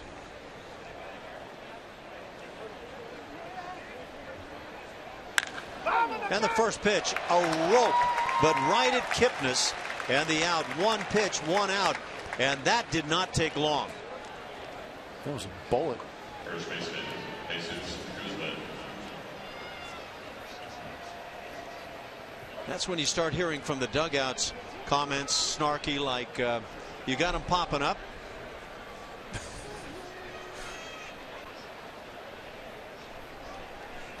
That Jason Castro could not have hit that better. Guzman stays on. He takes a strike.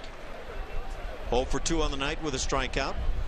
Or rather, the strikeout was Castro's. Guzman 0 for 2.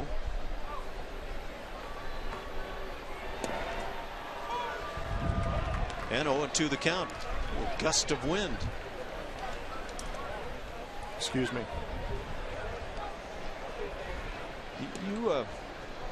Yeah. 1-2 on Guzman.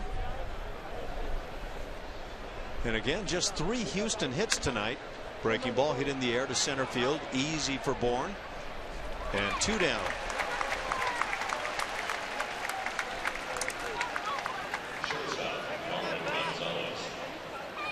Bring up Marwin Gonzalez, who's 0 for 2, grounding out a couple of times.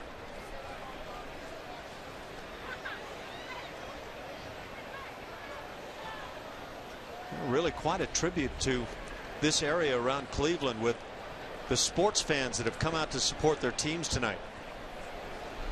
Easily over 20,000 it would appear here at Progressive Field. Packed house right next door for the Arena Football League championship game. And you know the Indians have likely packed them in this evening. Done a good job. Oh, man. Apparently Cleveland and their Gladiators have had a tough night. You know, they've done a good job with their sport complexes here. I know that the mistake by the lake is not here anymore, much to your disappointment. Yeah. But on top of that, they built a beautiful football stadium, and that's only maybe a mile away from where we're at right now, where both the basketball and baseball stadiums are. Pretty good setup.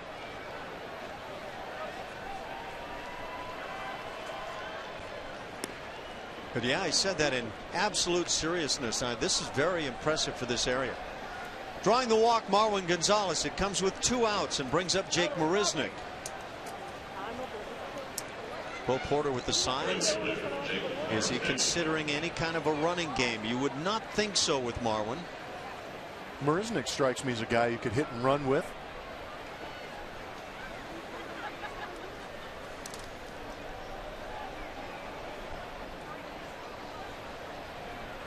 Marisnick 1 for 2 on the night. Strong defensive night. Showing off his throwing arm. But I'm with you. When it's all said and done and George Springer is healthy and you start putting that outfield together as currently constituted, you would figure Marisnick for me in left field, even with the very good arm, because Springer throws very well. He would be the right fielder, and for the time being, Dexter Fowler in center. You know, really the 2 corner guys are the guys that extremely well go get it. No doubt. And I'm not sure, how that all plays out with a veteran playing in center field, but We shall see as time goes by. 1-2 on Marisnick. Cleveland Browns in their preseason game tonight. Apparently it's not going well for Cleveland fans. What is going on out here, Cleveland?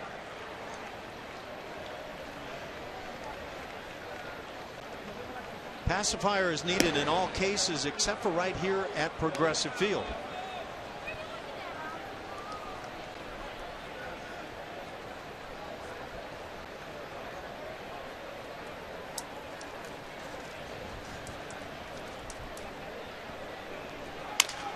Ground ball slowly hit to third on 2 hops, taken by Chisenhall. He gets the out, and that'll do it for the Astros in the 7th inning. Still tied at 2.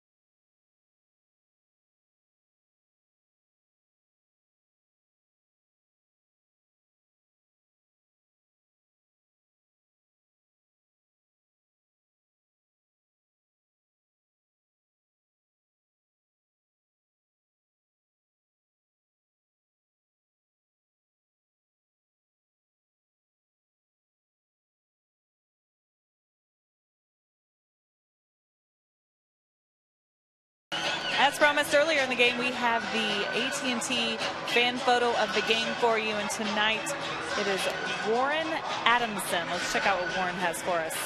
Enjoying his birthday at Fenway Park. Very nice. Glad they could be with us in that series. Tweet your photo to hashtag CSNH fan photo for a chance to be shown in an upcoming broadcast. That was brought to you by AT&T, guys. Thank you, Julia. What a night for Julia Morales. And any taste treats for the evening? No. Nothing? I haven't. No. I need to step it up in that department. How tonight. tempted were you to jump into one of those cheerleading outfits? Not at all. No? No. No chance. Oh, dear. I've been there before, though. I know you have. Yeah, I was a cheerleader when I was. That's why we're younger. pushing you. It's a long time ago. Not that long man, ago, not that please. Please. There you are. No. No. I turned in my mini skirt many years ago. It looked like it could have been a really fun evening for Julia, but she dropped out of the possibilities. Pitch is fouled down the right side by the catcher, Roberto Perez. A ball and a strike. Second pitcher of the night, Kevin Chapman on the hill for Houston. Colin McHugh wound up going 5 1/3. Wasn't the sharpest night for Colin, and yet he continued to battle. He has kept the Astros in the ball game. Just keeps doing a very nice job for the club. ERA at 3.02 for Colin. 1-2 the count.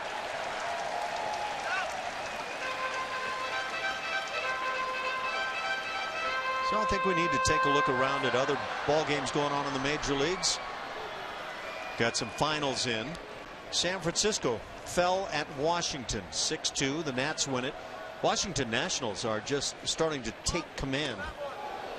They've got a 6-game lead over Atlanta. That was at the start of play today.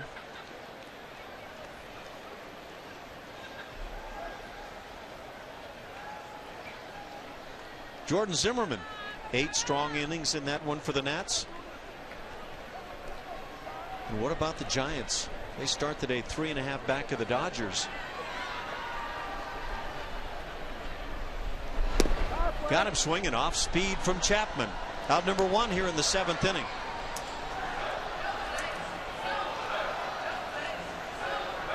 Kind of turning into one of those ball games where you can see one big swing deciding this ball game.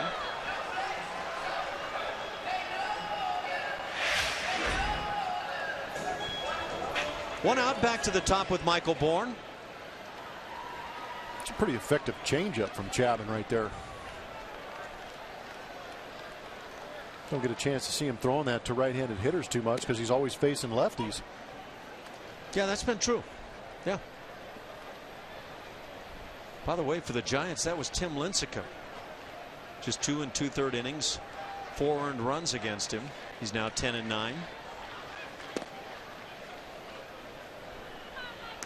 That's a really good point. I think sometimes you kind of never get that glimpse of what a pitcher is really like when he faces both left and right hand hitters.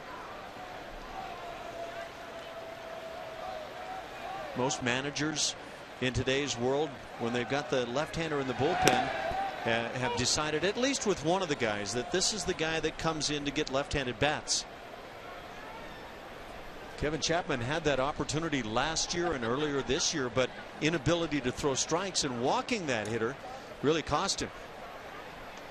Terry Francona, boy, he's had some great success as a skip. Down on strikes, Michael Bourne. Filthy breaking ball.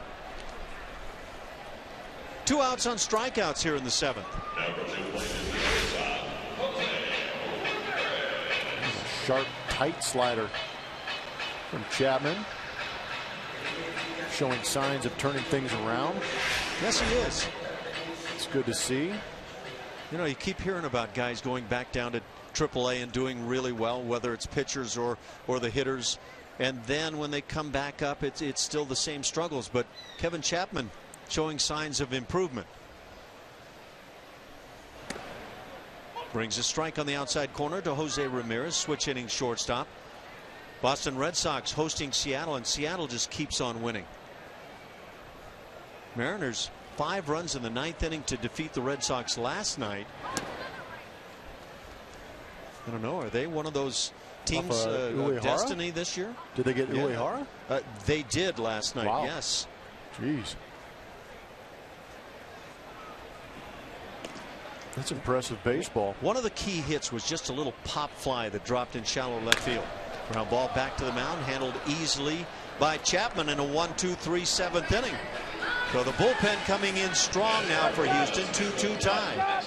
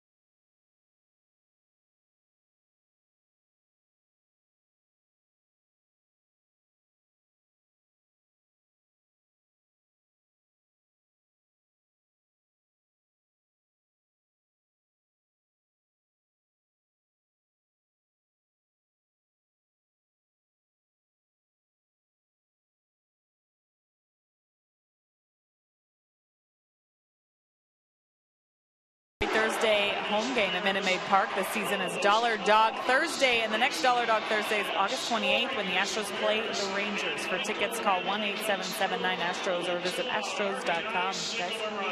Thanks, Julia. 26-year-old right-hander Brian Shaw comes on now to work it for the Tribe here in the 8th inning. A 2-2 tie. He'll face the 9-1-2 spots, Gregorio Petit, to lead it off.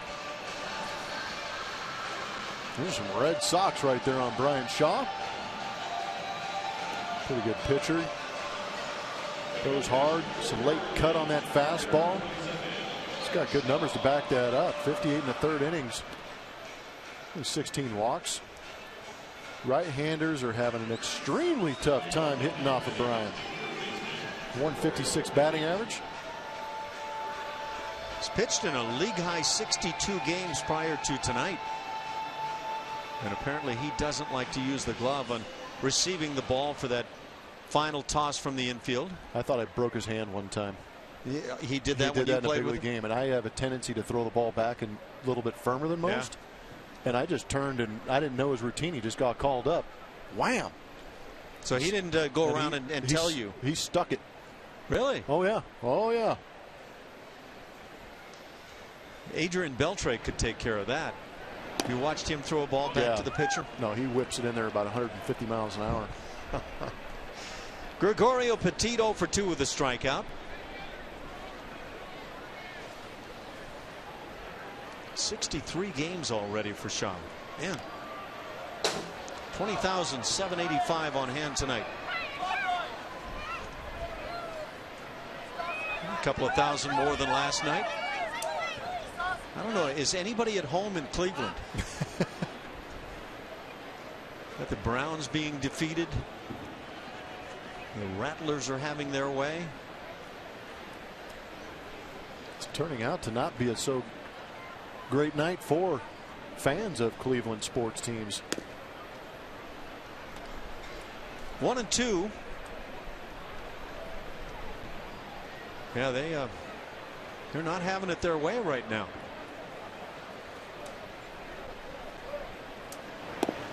2-2 the count.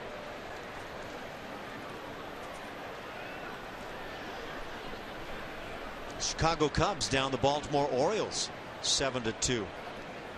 Can't stop those Cubbies. Staying alive is Petit. The grounds crew can stop them. Well, they had a rough night a few nights ago, huh? Yeah. 15 minutes of rain was more than they could deal with. I remember the first time the tarp was pulled there. Back in 1898. Yeah? Tell me more. They even have plastic back then?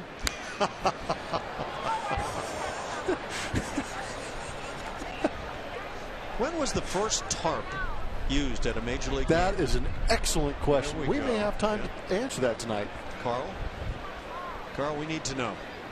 The first time a tarp was ever used at a major league sporting event.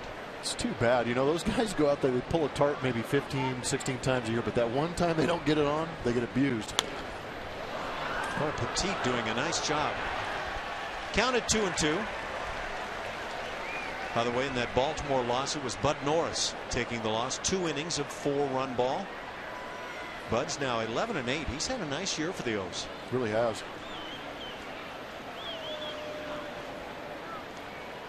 A couple pages into this book called History of the Tarp, and I haven't seen when it actually started. History of the Tarp.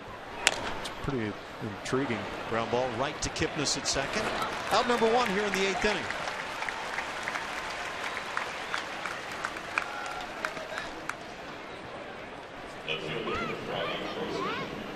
Yeah, that government program called TARP gets in the way of looking that one up. 1 out for Robbie Grossman.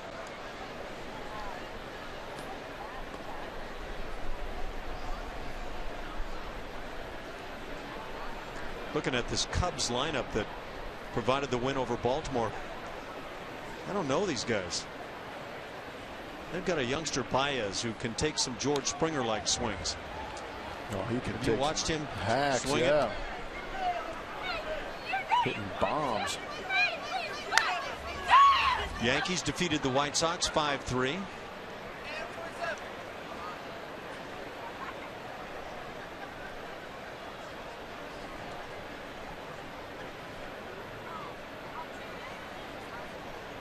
Oh, and 1 the count on Robbie Grossman. Robbie has singled and walked. He's also struck out. And take strike 2. It's 0-2 on Robbie.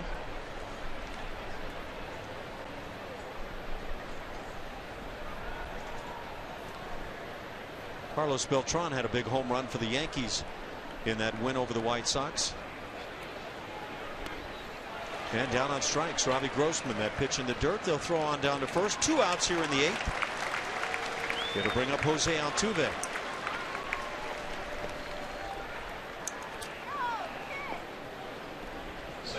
Well, to say the bats are quiet for the moment would be a bit of an understatement. Yeah, these last couple innings have gone quick for both sides. Toronto Blue Jays 5-4 winners in 10 innings over Tampa Bay. Sounds like fun. Stay away from extra inning baseball.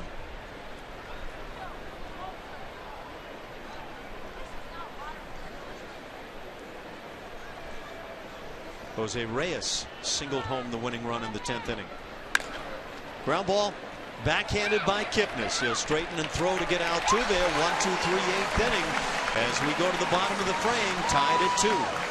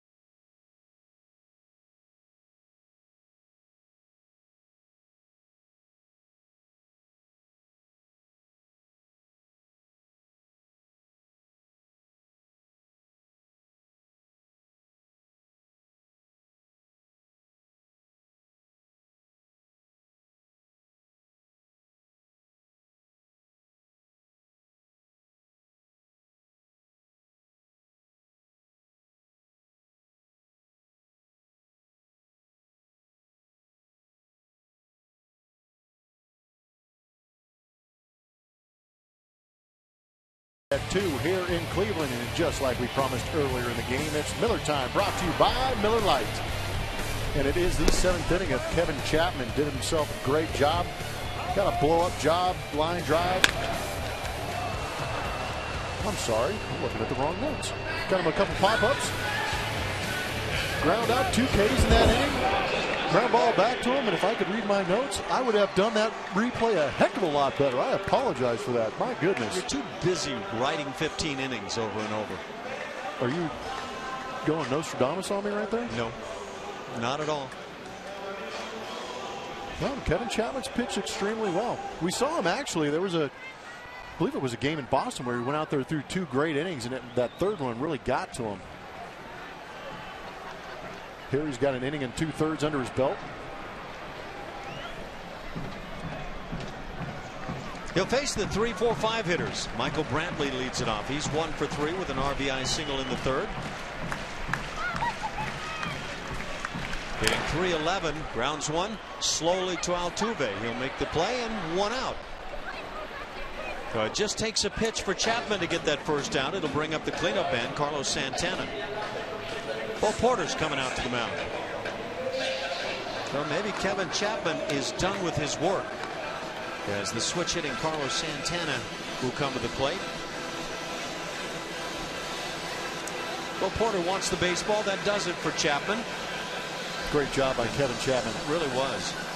Jose Veras has been summoned from the pen. He'll come on in from that right field pen and work it with one out here in the 8th inning.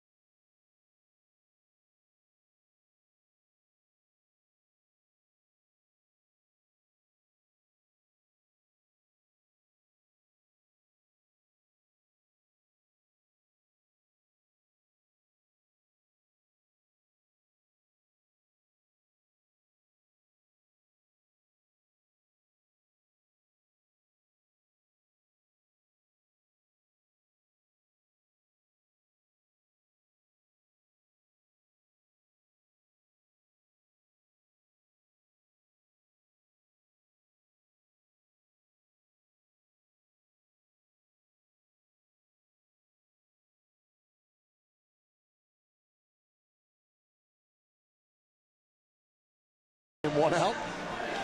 Great guest hot topics and no holds barred debate. Kevin Eschenfelder serves it up fresh every single weeknight on Sports Talk Live at 5 p.m. only on Comcast Sportsnet. Monday's guests are Brooke Bentley, Ken Hamlin, and the Texans' Jonathan Joseph. And I am going to go. I need a call to the bullpen, man. Chapman's done. He can come up here and pick me up, man. Well, he was sharp tonight, at least. Somebody has to be. Is your back killing you from carrying me? Not at all. I'm loving every moment. They're having a great time. Jeez. Jose Veras now will pick it up against the 4-hitter Carlos Santana. Outing number 21 for Jose. It's contagious. Yes, it is.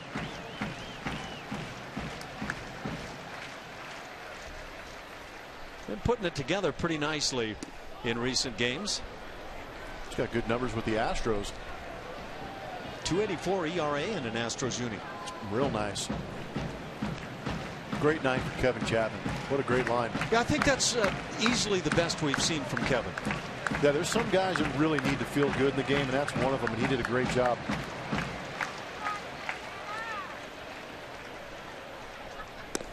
Two 2-0 as Veras falls behind.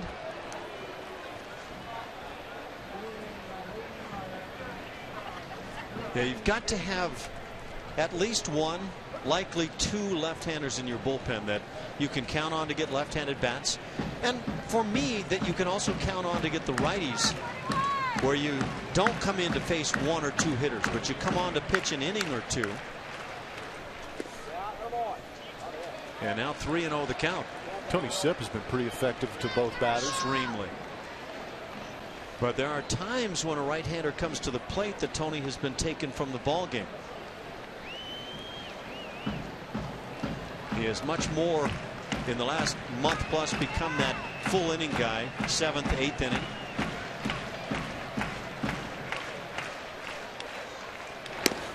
Three and one.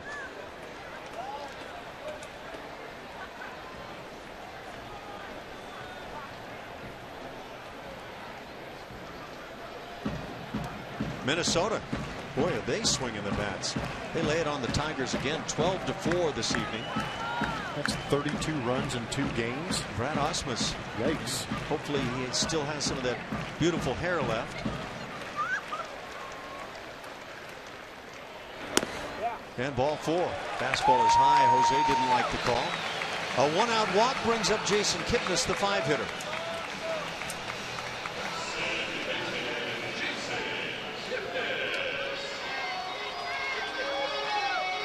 We're in the 8th inning.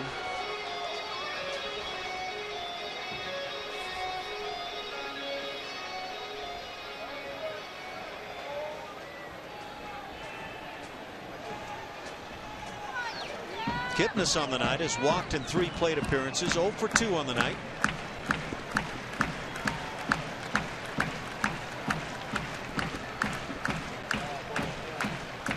This was a very key player for the Indians last year when they won 92 games. He takes inside and Veras immediately falls behind.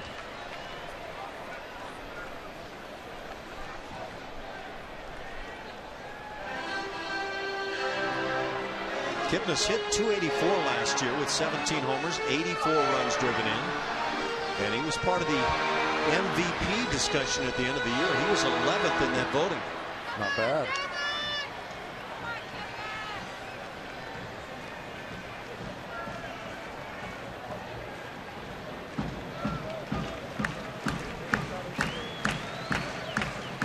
Veras works the 1-0. Ooh, how about that for a pitch? Tried throwing one on that first pitch to Kipnis, yanked it a little bit, kind of overthrew it. Made the adjustment nicely right there, pulling the string.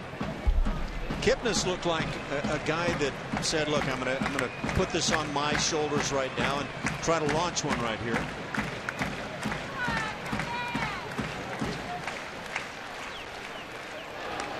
Diving back in is Santana, a guy that is not likely to be on the move. Santana has stolen 3 bags in 4 tries.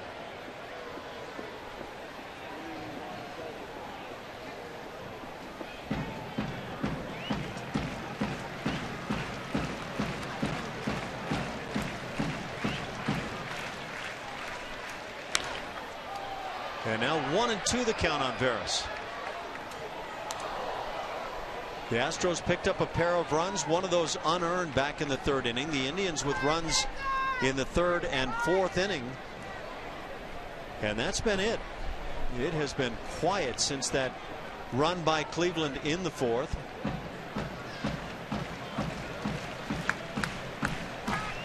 In fact, the Astros have not had a hit since the 3rd. The Indians have not had a hit since the 4th inning. 2-2 the count.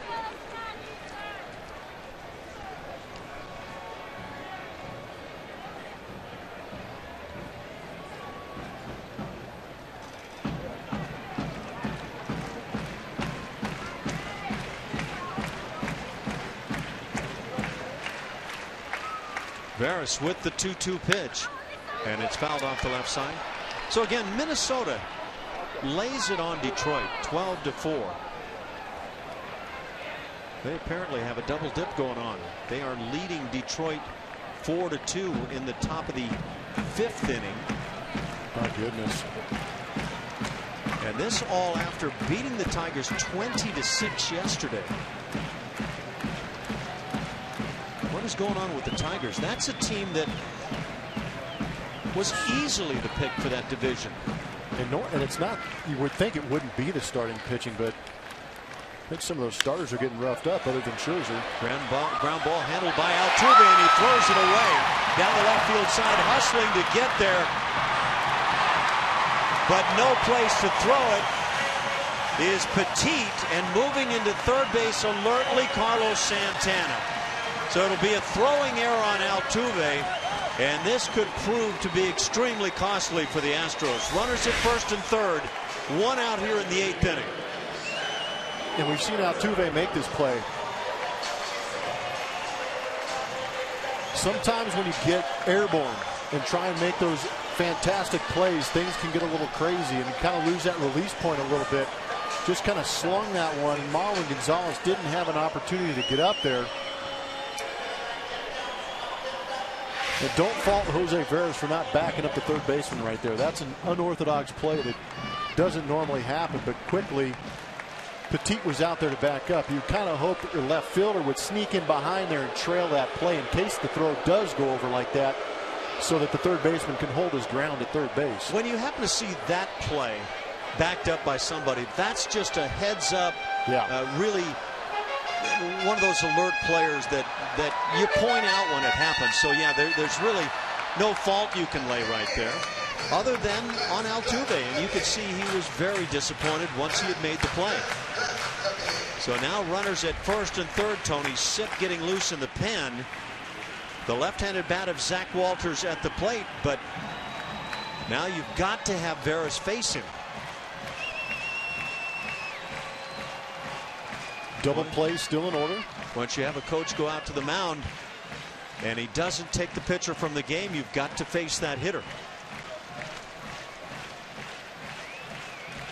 Walters 0 for 3 on the night, and as Blummer says, the double play is the saving hope right now for Houston. They bring that infield in a bit, in on the corners. Altuve and Marwin halfway, and maybe even then some.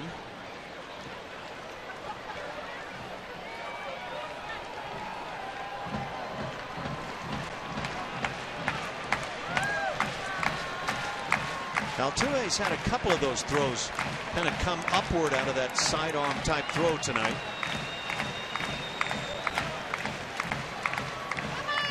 Ball game on the line right here.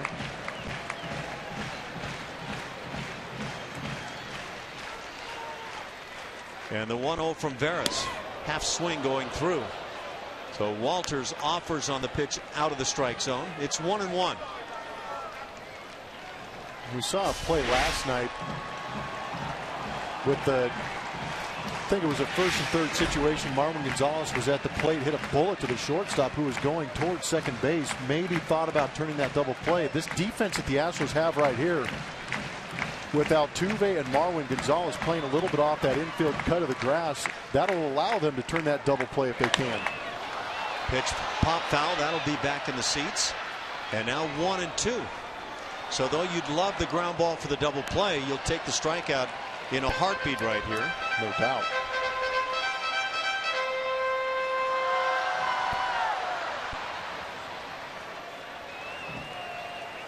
So again, the Detroit Tigers have lost one tonight. They are trailing in the second game of a doubleheader, and they were crushed last night.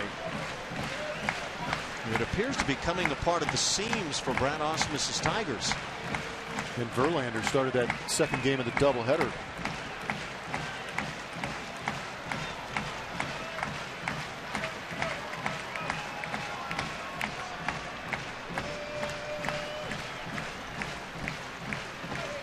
Veras comes set. Runner goes from first. The pitch is inside. No throw down. And so the Indians just go ahead and run with Kipnis as he takes second base. And that takes the double play out of order. Yes, it does. It's a stolen base for Kipnis. And you can see the infielders now. Marwin Gonzalez moving in. Everybody's going to be on the edge of that grass, trying to cut that runner off at home plate. It's number 19 for Kipnis. That was a good time to run. Yeah, it was. 2-2 the count on Walters. That runner at third base, Carlos Santana, a catcher by trade. He's become a first baseman, doesn't run all that well, and has a semi-short lead down at third base. Appears to be moving on contact. So it's one of those scenarios where if you get the ground ball, you could get the out at the plate. Yeah, if you're the runner at third base and there's one out, it's typically a contact play, and that means if you see the ball down, you go. If you see the ball popped up or on a line, freeze. Walters is a guy that'll strike out quite a bit. 14 strikeouts in 36 at bats coming in.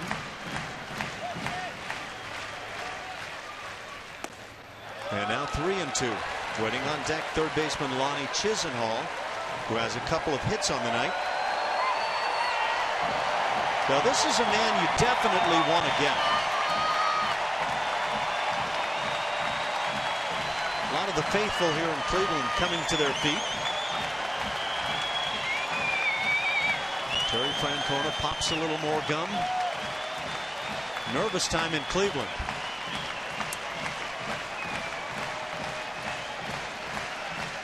Veras a long look into Castro. No time for the cross-up right now. And again, spoiling is Walters.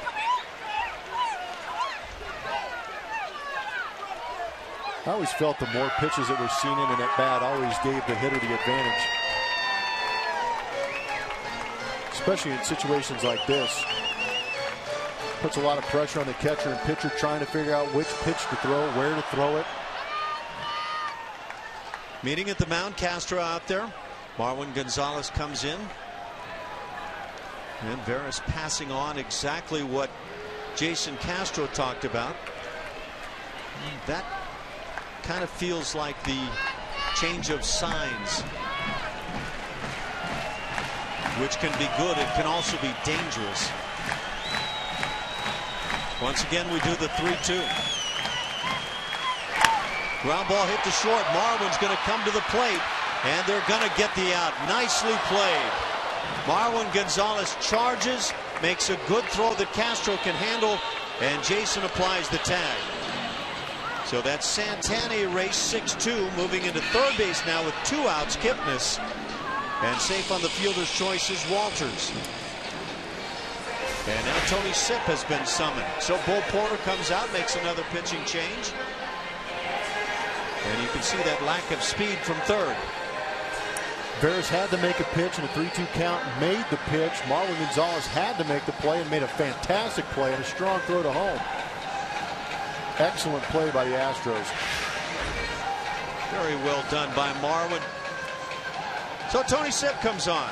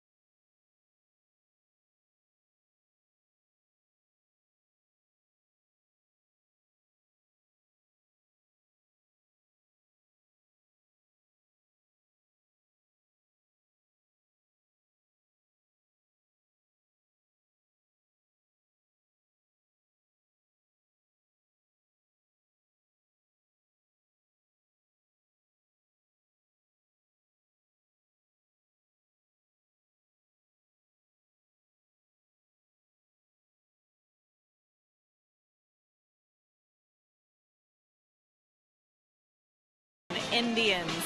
And the Astros coming off a trip to New York City, or from New York City, where several of the players visited the MLB fan cave. It started with Dexter Fowler, Jose Altuve, and then Dallas Keuchel and Colin McHugh went the next day and recorded this special mall commercial. Astros, we're back at the field. Jerseys, Pine tar, come get your pine tar. haircuts, Cups, mitts and hats, and mitts and hats. get yourself some big league chew. Haircuts, 2 cups. and mitts and hats, and mitts and hats. So get yourself Back on the field with Astros. Okay, I don't know why you wouldn't want to buy whatever it is they were selling right there, because that was such a great commercial. How about Colin McHugh's singing voice, though? Guys, he's got a musician in the family. I'm not so sure it wound or made its way to Colin McHugh there. I don't know. He's trying to sell cups and hit the high notes. Yeah, that's the way to pick up on that keynote. Tony Sipp comes on. I love Dallas Keuchel's effort right there, too. That was very good. Tony Sipp with some spectacular numbers. He is set to go. Runners at first and third, 2 outs. And now Mike Aviles, the pinch hitter, comes in. Runner going from first base. That's Walters. He will coast into second base. So 2 runners in scoring position, and 0-1 count as Mike Aviles pinch hits here in the 8th inning.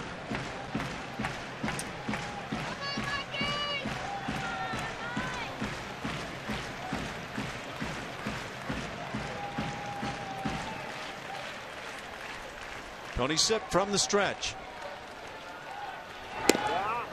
And the outside corner is found. It's 0-2. Aviles just got painted on at 94 on that outside corner.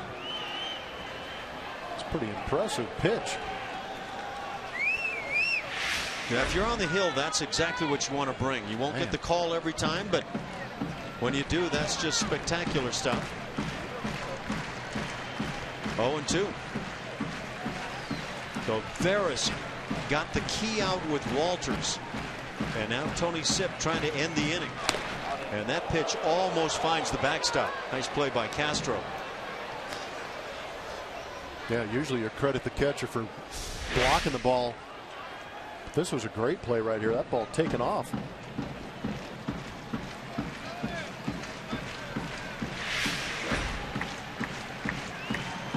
One and 2 the count. Aviles hitting .249 with 5 home runs.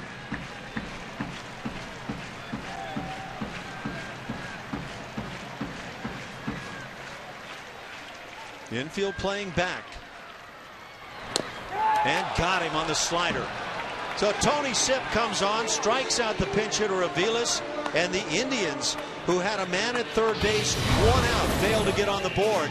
We remain tied at 2.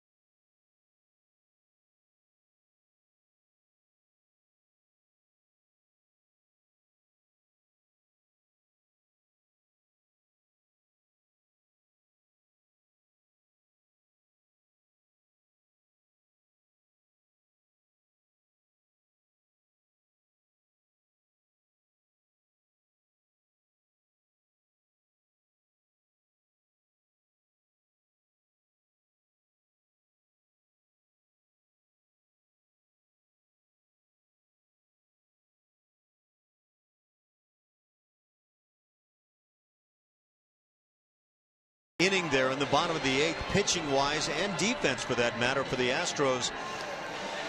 Jose Veras able to get a key ground ball to get an out at the plate, and well played between Marwin Gonzalez and Jason Castro. And then Tony Sipp comes on, strikes out the pinch hitter Aviles, and now the Indians in the 9th inning go to the bullpen. Cody Allen, the right-hander, comes on. Mike Aviles takes over at third base for Chisenhall. Good numbers on the season for Cody Allen. That low ERA, racking up 16 saves on the season.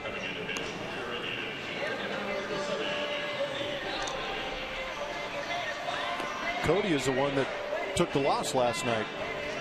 Well, let it repeat itself. Let's check in with Julia once again. Hi guys, as we watch Cody Allen warm up here.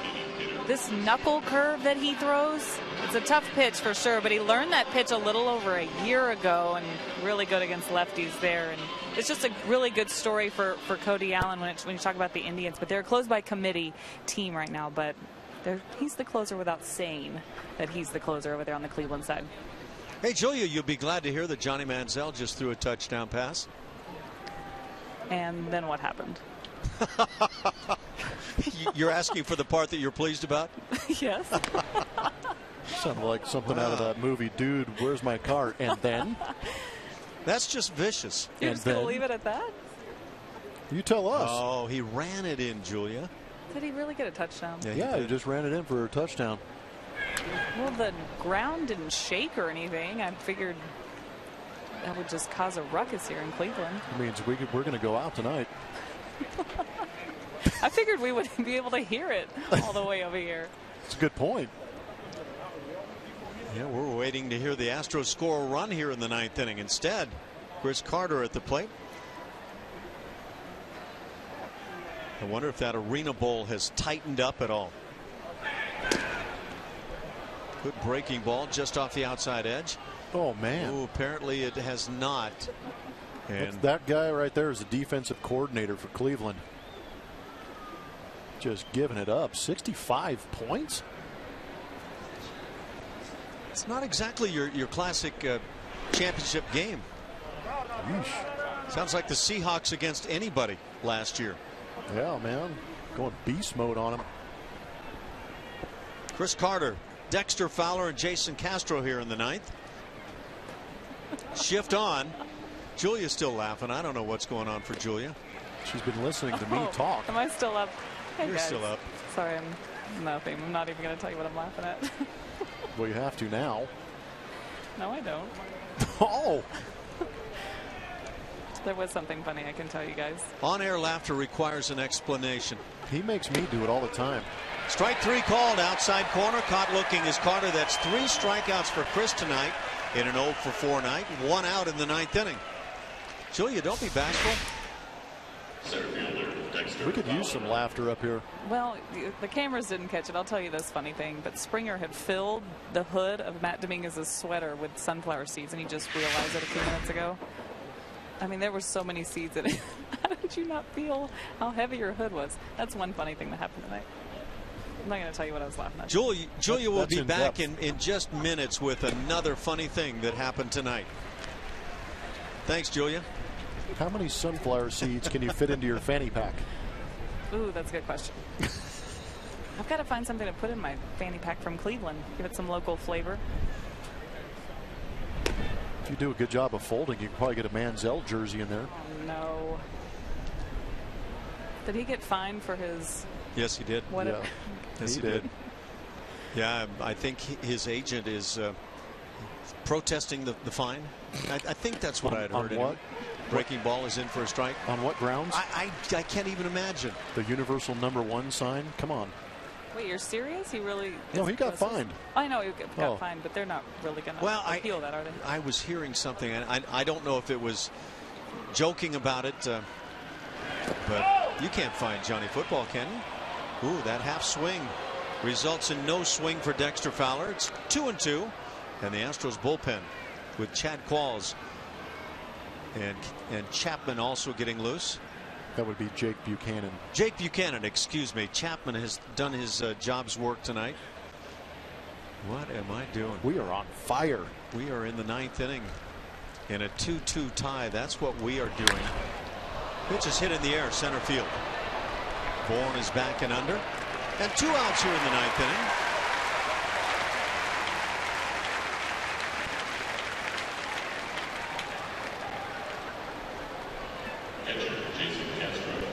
Really an ideal night for a ball game. Yeah, if you're going to hang around for a while, this is definitely the night. That's no way to be. Just saying. Jeff Blum loves himself some extra inning baseball. That was great. I've got material I need to use. Either that, or it'll give me time to straighten out the issues I'm having. Jason Castro at the plate. That's a nasty breaking ball. It's a good pitch too. Look to be right there. Look who's on deck. John Singleton has a bat in the on-deck circle. Yes, sir. Big swing last night. 3-run jack. Good curveball at the knees. That home run was hit off of Cody Allen. A little bit of history, brief history. Other games around the major leagues. Brewers are hosting the Pirates and not doing a good job of it. 10-2, Buccos lead it. They're in the 8th inning. High heat thrown on by. It's 1-2 on Castro. 96.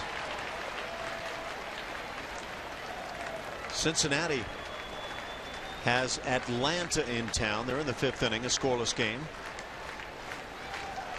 Philadelphia and St. Louis tied at 5 in the top of the 9th inning. chance they could go extras. And Castro down on strikes, just waves at it. 10 strikeouts of Astros hitters tonight. A 1-2-3 ninth inning. The Indians come to the plate.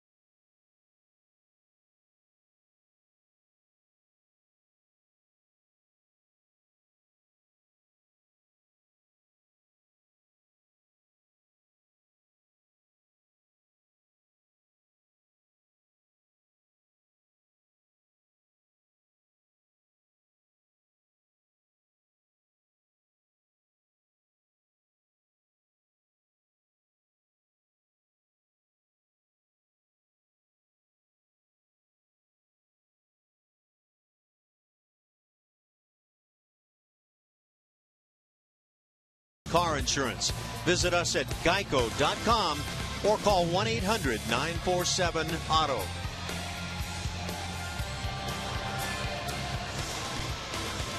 There's Progressive Field. If you're not in Progressive Field, you might likely be in another one of the venues downtown here where a couple of football games are going on.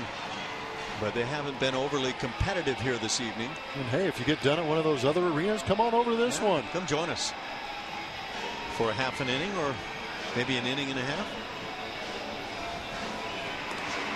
Tony Sipp will work it here in the ninth inning. Jake Buchanan continues to toil in the Astros pen.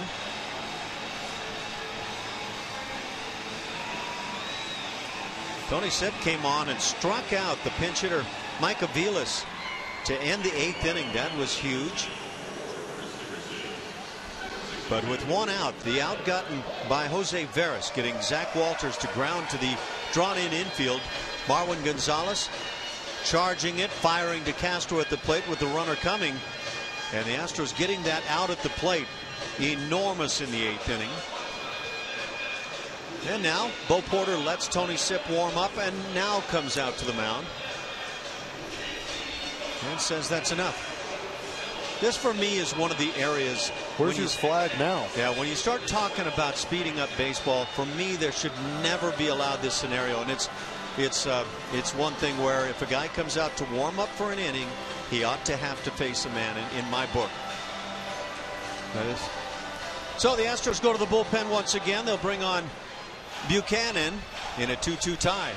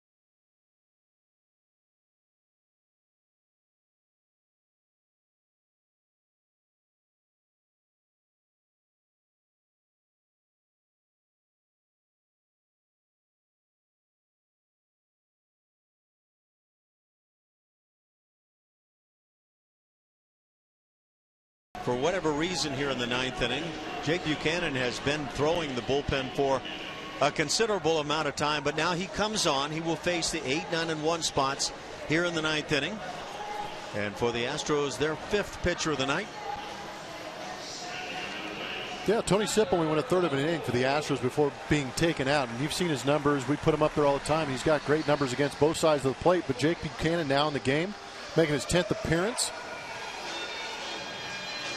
Thrown 23 2/3 innings already in those 9 previous appearances.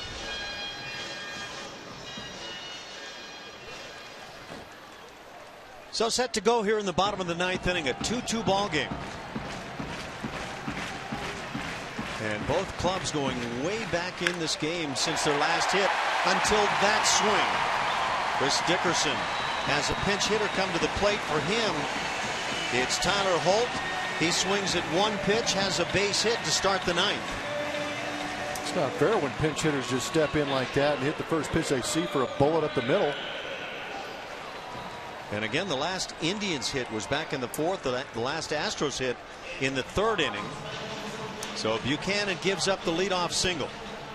And now we'll see how the Indians play this here in the 9th inning.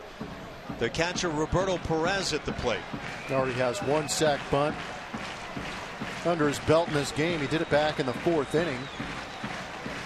I would assume he's going to do it again here. Buchanan throws to first. Pickoff move, maybe to see if Perez will tip his hand. Guzman is going to come out and have a little chat with Jake. Now Holt has not stolen a base. He's been caught once.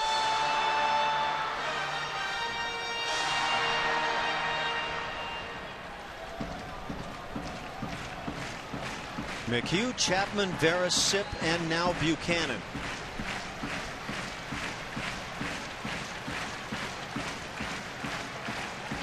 Jose Altuve has shortened up on that right side of the infield. Buchanan again throwing over.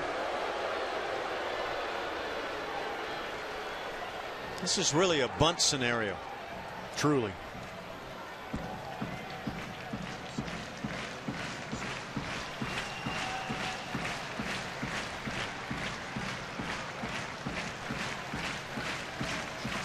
Nine hits for the Indians. Showing bunt and fouling it off is Perez. The Indians have left-hander Mark Zubchinski loosening in their pen.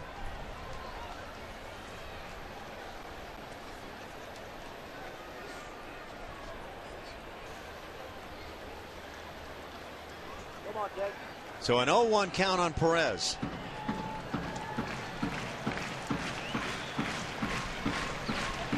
Gregorio Petit drawn way in on the third base side. Again showing bunt Perez, and bunts it toward the mound. Nice soft bunt. That'll move the runner up. 1-4 on the sacrifice. And now Holt in scoring position with 1 out.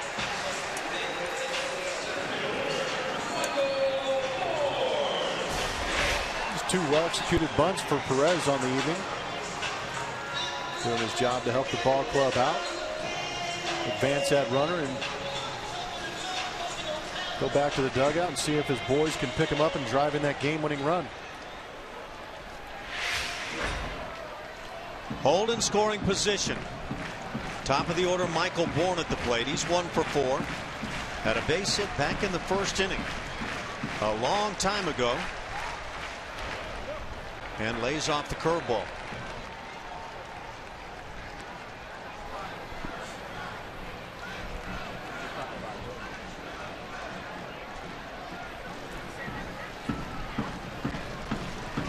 Bourne hitting .262 on the year. Third baseman Petit drawn in. On the right side all the way back, Marwin has to play a step or 2 toward the bag at second to make sure that the Indians don't run from there.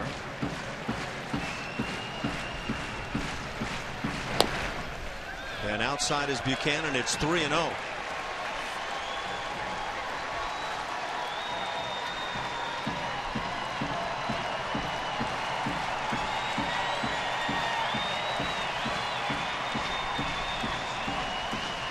First base open. And there's ball 4.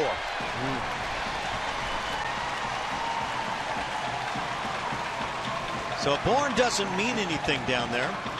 It's all about hold at second base. 1 out. And the shortstop Jose Ramirez comes to the plate. Brent Strom is going to head to the mound.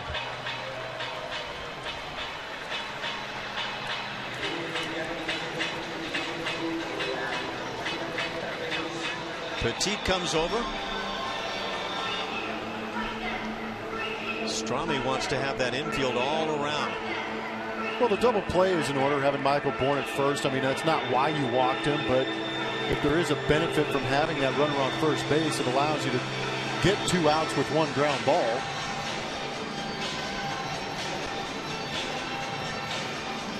But there's a lot going on. It turns into a tough situation for Jake Buchanan to come into this game, give up that first hit to the leadoff guy, and all of a sudden it turns into a relatively high-stress inning, knowing that that runner at first base on the first hit of the inning is the winning run.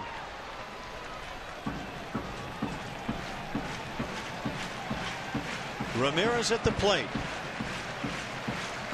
Had a hit in the 3rd inning and scored a run.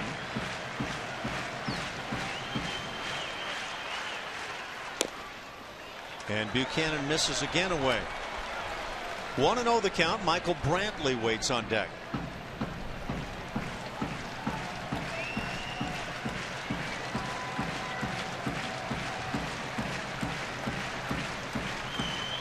Big moment for Buchanan, who falls behind 2-0. And he certainly can't afford the walk here. Yeah, you don't want to push that runner 90 feet closer to winning the ball game. That puts everybody on the field in a tough spot. The Indians are 18-17 in 1-run games.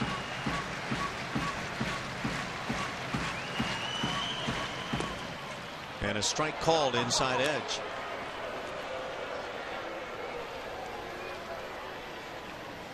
Not sure I'd take that pitch right there, Ash. Yeah, I'm kind of with you. If you've got a shot with a 2-0 count and you get a strike to handle, wail on. And now 2-2 the count. Now you just put the advantage right back in the pitcher's hands. That was that pitch you launched for the home run in the World Series, right? Yeah, that's that down and in pitch and a 2-0 count is a good place to start swinging.